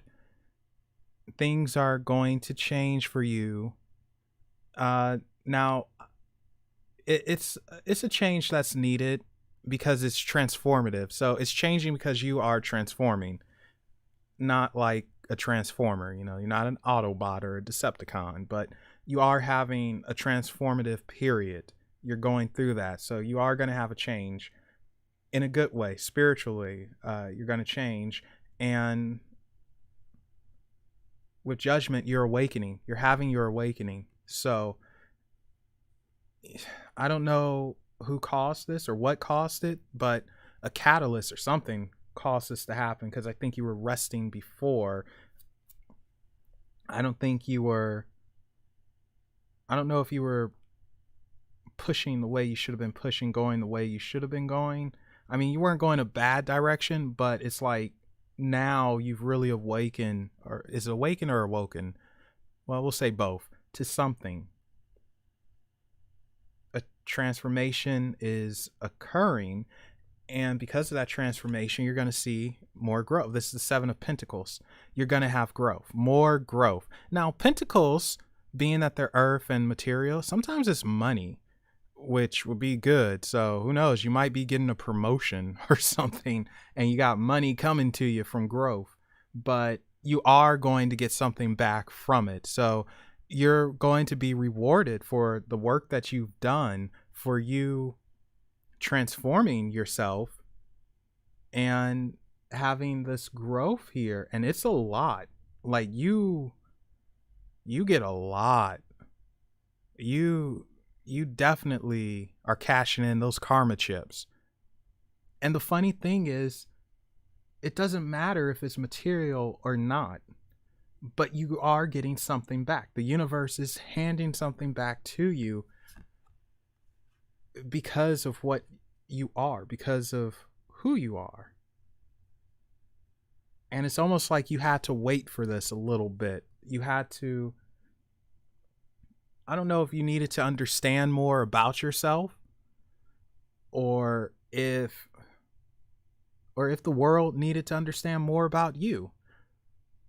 But there's something that's spurring this on.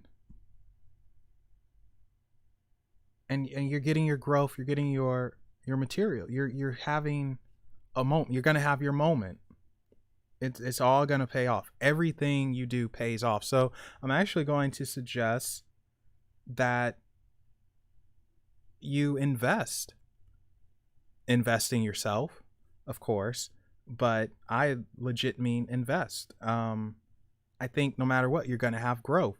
Now, the thing is, with that growth, though, it's going to take a second because we have the Seven of Wands here.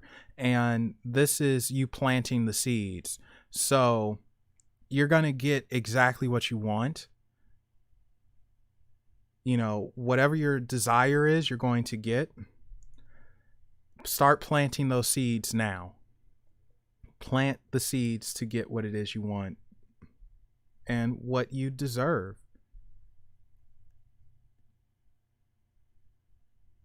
It took you a minute to get here, though. But you're going to be on top of the world. Wow. Yeah, you're going to be on top of the world. Oh, hey, doll. What do you mean, geez, Melvin? Like, God darn it. Don't say geez, Melvin, like I'm in trouble, like I did something. But yeah, you're going to be on top of the world. Ooh, it reminds me of that song by Imagine Dragons. I'm on top of the world.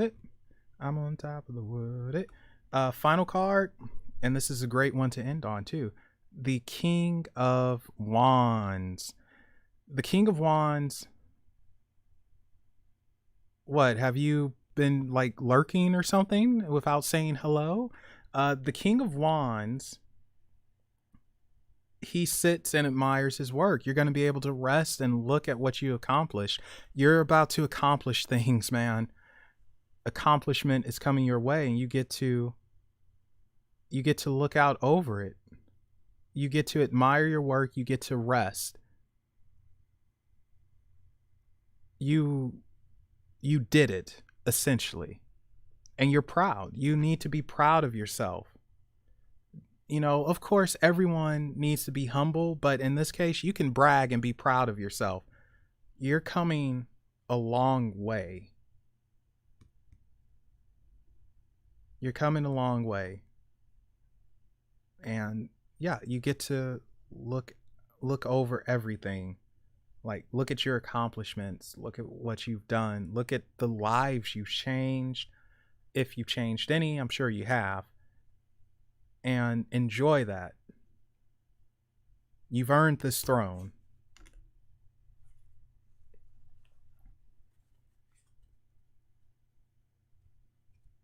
Oh, yeah, well, it started off as one thing and then it changed into something else, and I just got the yapping, and well, it's just me and a cat, so it's not like I have responsibility.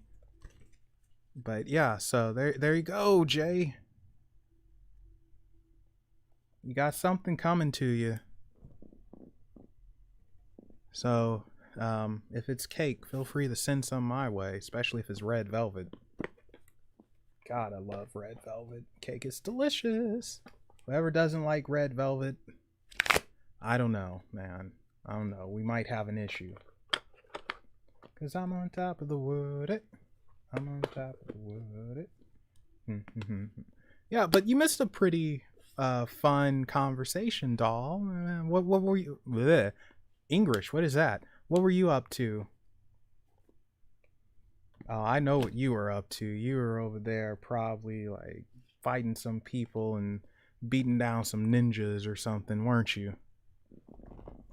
Wait, you hate strawberry?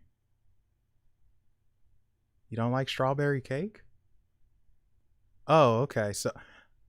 So midnight. So what? I don't know. I want to come up with something witty, but I got nothing. Yeah, no problem, Jay. You have a good one. Like, I'm gonna head off soon myself in like maybe 10 more minutes or so. Yeah, darn it. I want a witty reply, but I got nothing. So, doll, you beat me. Congratulations. Curses. Midnight. Oh, you're East Coast, huh?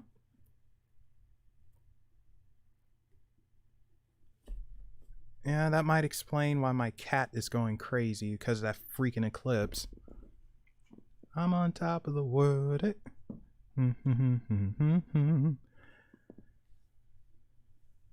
No, nothing to be sorry about. It's all good. Be excited. Be happy. I'm happy you're here with me being weird. You know, hopefully your reading helped, or the reading I gave helped you out a little bit, and you know, yeah. And East Coast, gosh darn it, no wonder, man. That explains it, you East Coast girls. Oh, hello, Darky Lucy. Darky Lucy, I like that.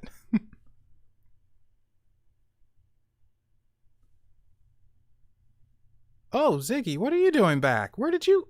I thought you left us, and it's just like, no, we don't want you here. I don't like you, Melvin, but welcome back. And I'm certainly not the best. Good lord, no. No, not that I know of. I have never had any ET experiences. Ah, nah, that's not for me. Actually, I might, I mean, knock on wood, but I might actually be protected from ET experiences.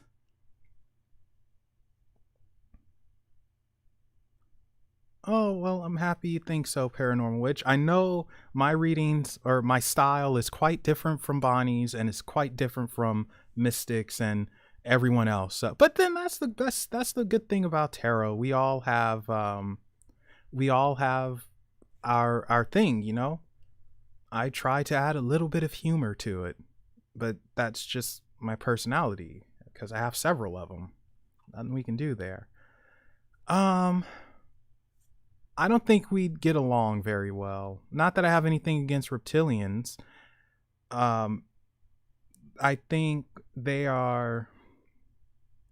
I think I'm too lazy for them to like me. Although, I don't know if you're familiar with David Eckert. He's in Florida and he has some very interesting reptilian stories. And yep, all good over here, Lucy. Hopefully things are good in your neck of the woods, and well, hopefully it's not too late where you're at either. I don't know where anyone is actually. Actually, I think most of you guys are East Coast, or well, okay, so one is no coast. They're somewhere in completely different country, and I think everyone else is mostly East Coast. Although I don't know about Paranormal Witch. Paranormal Witch might be somewhere else. Yes, reptilians are real. Oh, please. No, I doubt I can mellow anyone out. But yeah, reptilians are real. Greys, they're real. Sweden, nice. Wow, that's awesome. Oh, Texas. Oh, okay. So you're in Bonnie's neck of the woods. Oh, oh my gosh. For once, I can actually say there's a Texas witch in here from Texas. Yeah, but wow, welcome all the way from Sweden. That's freaking awesome. So, tonight's stream, it's nothing special or anything. It's just literally me yapping for whatever reason. It started off as one thing talking about this book here, and then it just got to me yapping and somehow started talking about angels and demons and misunderstanding that, and now I think Doll wants me to hang out with reptilian aliens, so which is awesome. You know, they're cool.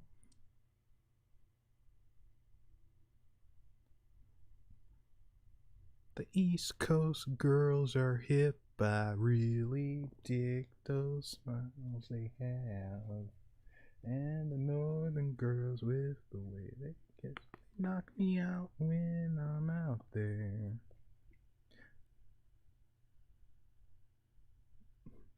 Yeah, Manly singing the Beach Boys, right?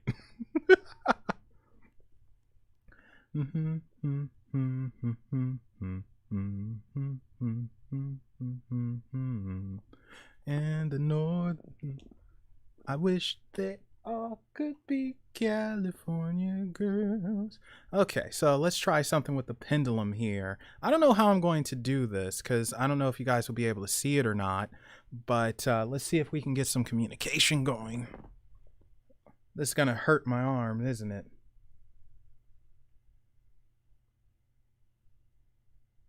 Wait, Ziggy is sick?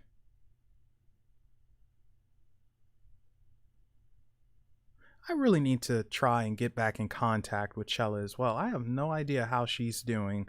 It's been a darn good while since I've spoken to her. Paranormal, well, everyone has guides, Paranormal Witch, but yeah, we can definitely try that. Oh no. Well, I hope you have a speedy recovery, and I will recommend you drink some hot sauce. That's my cure for everything. Okay, so, oops. I should probably move the mouse before I do something stupid.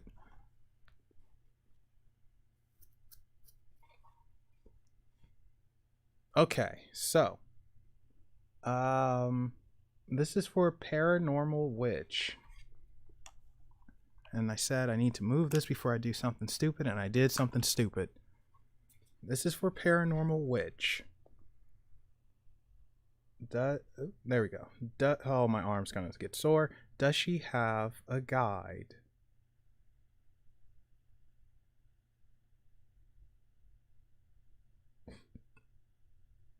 Does she have a guide?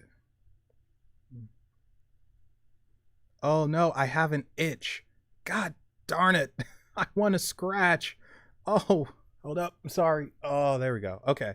Sorry. Does she have a guide?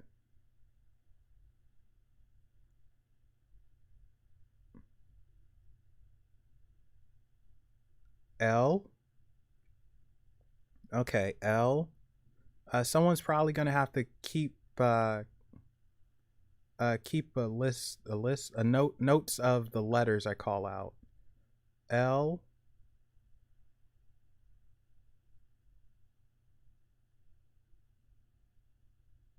I. L I.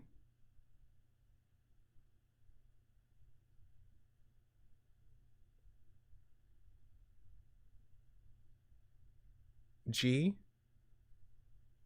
Okay, LIG.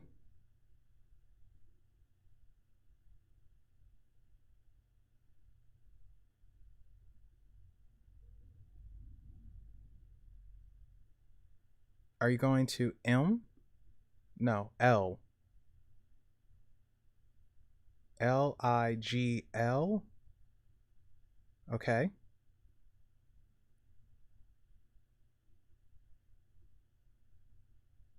Another L?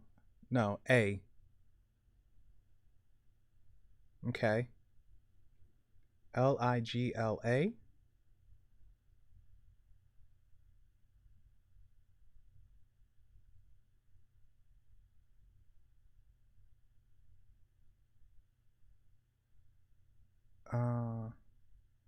E? No, P. LIGLAP.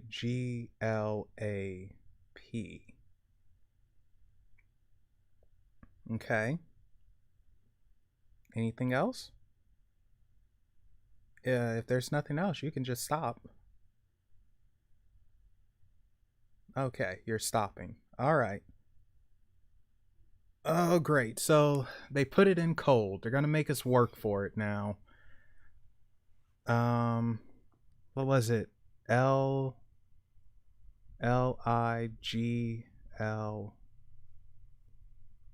God darn it. What was it? LIGLAP?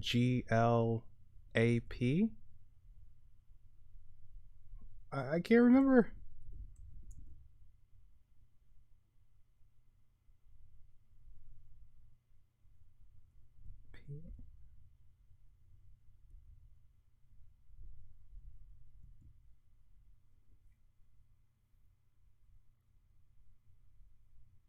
Click out. Huh.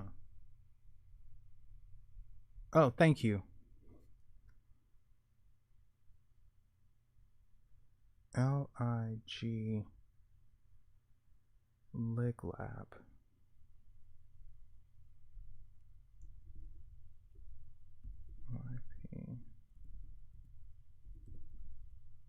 Give me 1 second. I'm messaging someone asking if this means anything to them. They are an occultist and they are really good when it comes to this type of stuff. But Paranormal Witch, it looks like you are going to have to unscramble this, unfortunately, because they like sending messages this way and making you work for it. At the very least, I would say, yes, you have a guide, and you're gonna have to work for the information. Let me see though. Let's see though if it would be nice. Can you? Oopsie. And you guys are getting a show tonight. Normally I don't use this on stream. Okay. Firstly, thank you for communicating with us. Can you tell me if you are a male or female? And this is for Paranormal Witch. Are you male or female?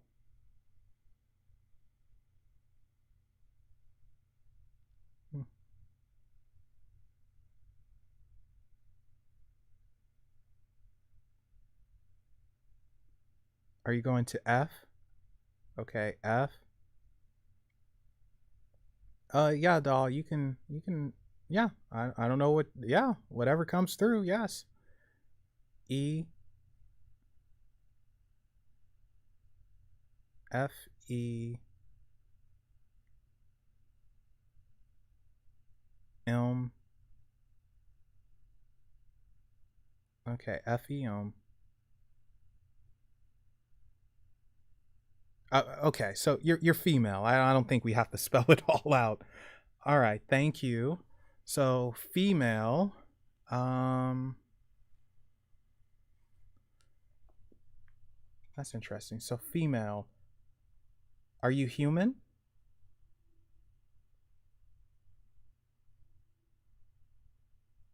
Are you human? Ooh, this is interesting. Are you human? L.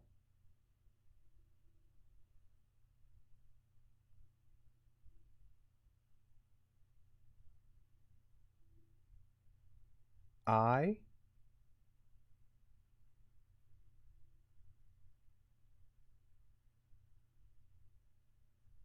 L I. You going to G again? No, you're not going to G. Where are you going? All right, let's reset. Let's reset. Okay, thank you. You're excited. I could tell you're excited. Evidently, you've been wanting communication. So, all right, what's after the L and the I? You know, we want to get the energy right because, you know, I know we're on camera and everything. Okay, thank you for calming down. Thank you. G. Okay, L-I-G. L. Are you spelling lig lap again? If so, can you give me a big circle yes?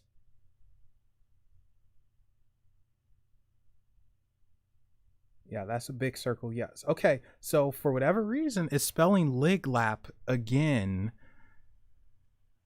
That's, it looks like Paranormal Witch, that's your job to figure out. It's a female, and apparently it's not human. It is Liglap, whatever that may be.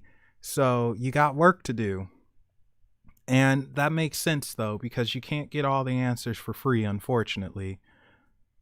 Liglap, that's so interesting. What the heck is that? I'm going to help you out and look into that myself because I am curious.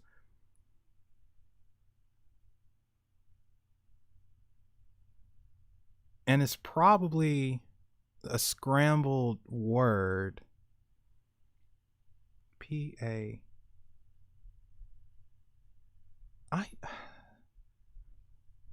P-A.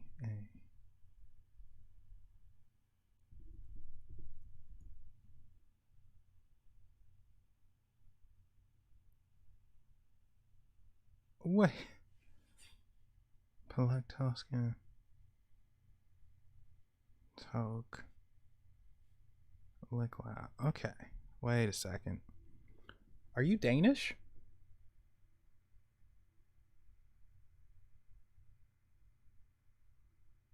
Okay. Are you human though? Oh, you're still not gonna tell me. I thought we could get away with it. But you're Danish. It has something to do with the Danish. Is that the only hint we're going to get? No, you're willing to say more. Are you? Okay, that's nice to know, but at the very least, you're Danish. Huh. Danish. Yeah, so Paranormal Witch, looks like you're off to check on the Danish. So, where are they at? What, Denmark and mess? Wow, the Danish. What the heck?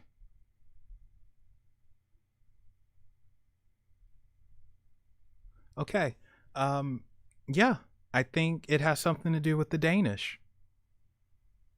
I mean, it's saying yes. So look over there and try and figure it out, but it's still not saying if it's human or not. So that's the problem. It's a mystery that you have to solve. So, all right, doll. Let's go to you. But anyway, Paranormal Witch, yes, you have a guide. At least one. You probably have three, to be totally honest. All right, so is there a message for Daughters of Lilith? At least that's what she goes by. We know that's not her real name. Daughter of Lilith. Daughters of Lilith. Is there a message for her? And if so, can you spell it out? And thank you for communicating with us. We do appreciate it. Is there a message for Daughters of Lilith? And if so, can you spell it out, please? P. Okay, P.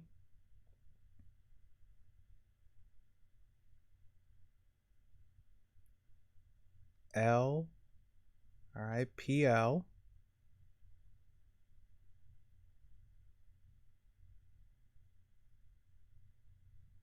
E. PLE.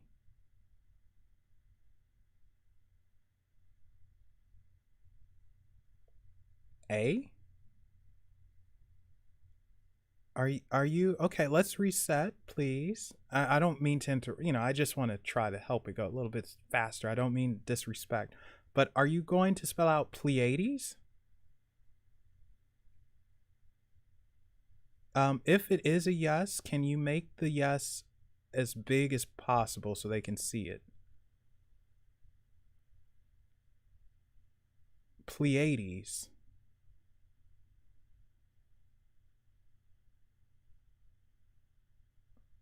Okay. Well, thank you. What about the Pleiades?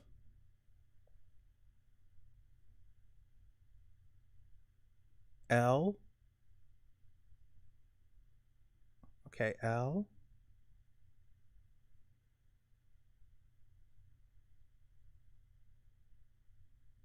O. LO. All right, LO.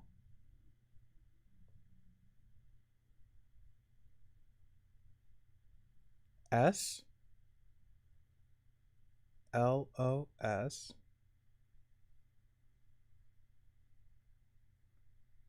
LOS. T. Loss. Okay. Sorry, arm's getting, yeah. I'm sorry about that. LOST, loss. Pleiades, loss. And what is after loss?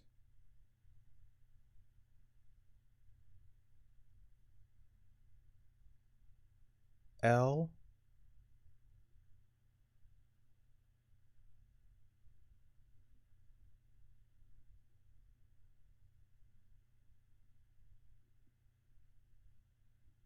E? No, not E. You're still shifting. Okay, sorry. L. O. All right, LO.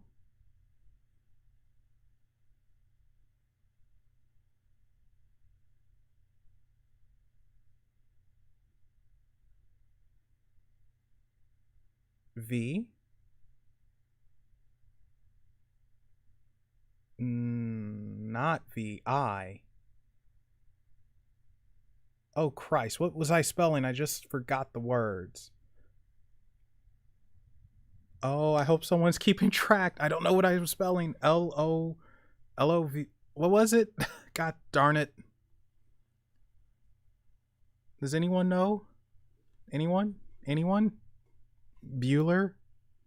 Oh, thank you. Okay. L-O-I. I'm terribly sorry about that. L-O-I.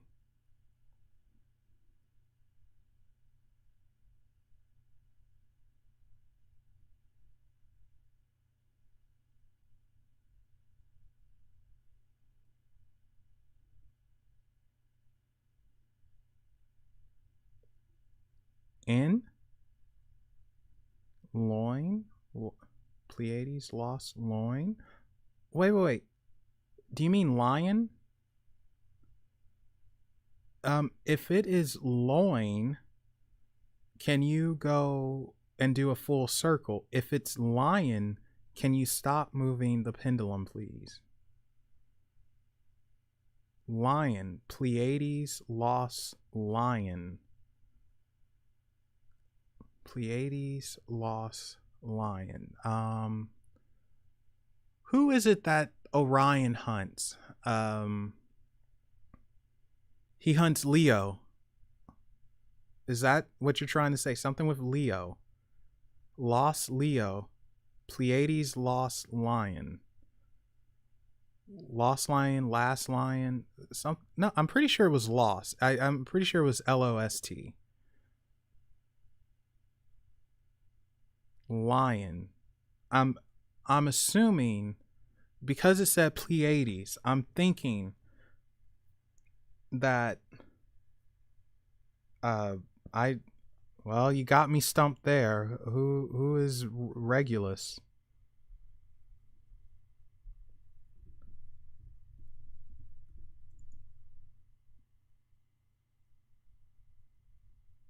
Oh, Leon. Oh, Leo. Oh, okay. Good lord. I'm stupid. Yeah, it's the star in the constellation of Leo. Okay.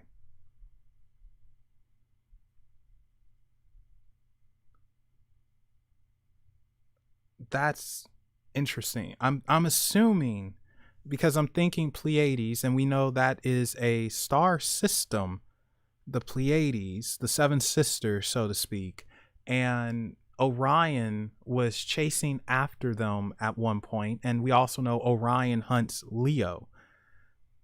I'm wondering if there's a connection with the Pleiades, Orion, and Leo. There's something going on there. I don't know if you should meditate under the Pleiades or with Leo or what, but it's definitely something going on there. And it's interesting too because it's all in space. So that's very interesting. There's something going on there with Orion and the Pleiades and Leo, assuming it's Orion, because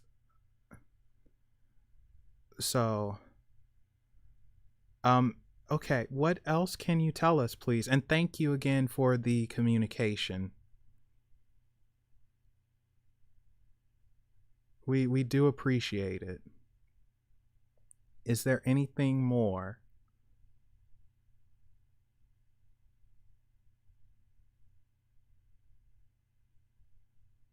P.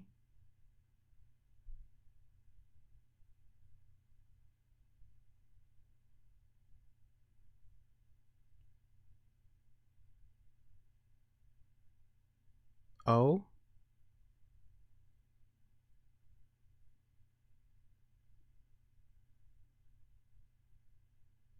P. O.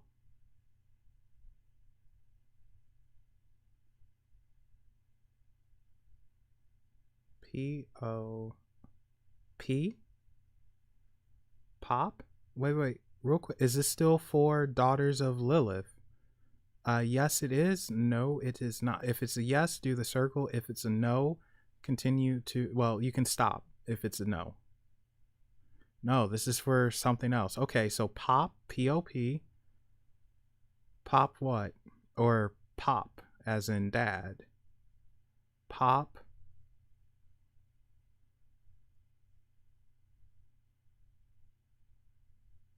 S.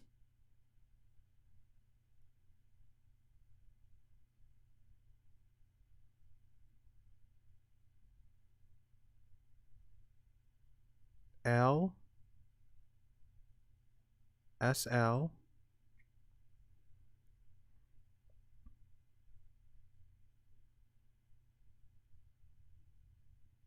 O. S-L-O. Oops, sorry. S-L-O. Pop, S-L-O. What else?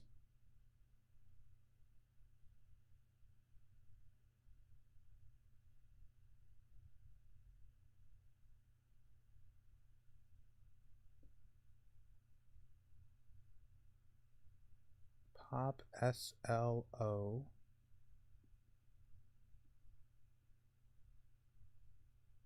K? No, not K. Are you going to Z?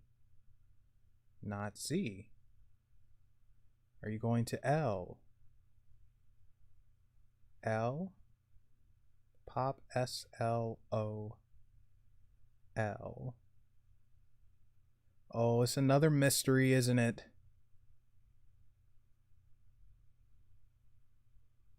J? Okay, J. O. J-O. K.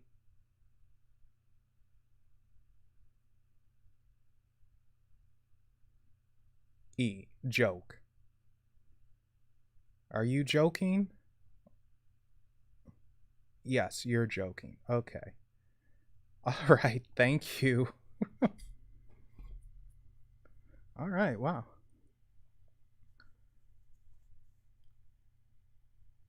Oh, well, we can, that's a simple yes or no question. So for Paranormal Witch, is her guide, are you Fae?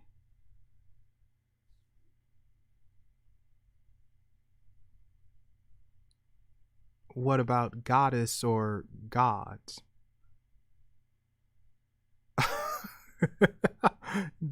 They're not saying Paranormal Witch. They're definitely, you got to put in the work and figure it out yourself.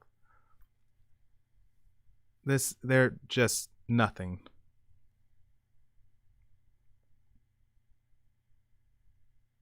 You want her to figure it out on her own.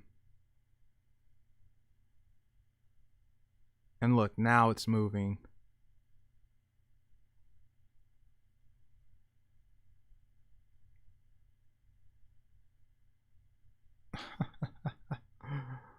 Oh, wow. You have to figure it out on your own. Okay, thank you. You can go back to the center, please.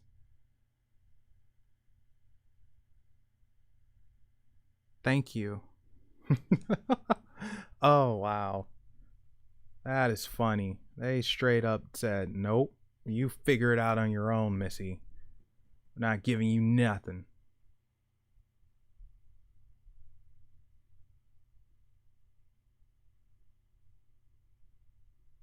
Oh. Uh-oh. And I might need to head off, guys. It is someone who is asking me for a tarot reading.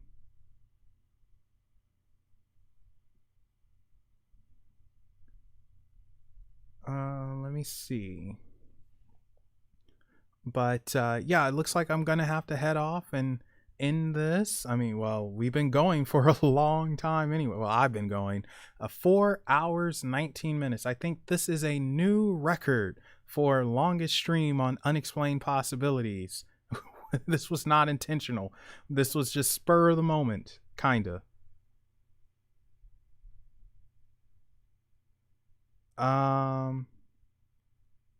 Okay, so yeah, it looks like I'm definitely gonna have to head off. I have a tarot reading, so thank you all for joining. I know this was just, I don't know what it was, but as long as you enjoyed, and hopefully whoever watches it in the future, hopefully you enjoy and you like the intermission.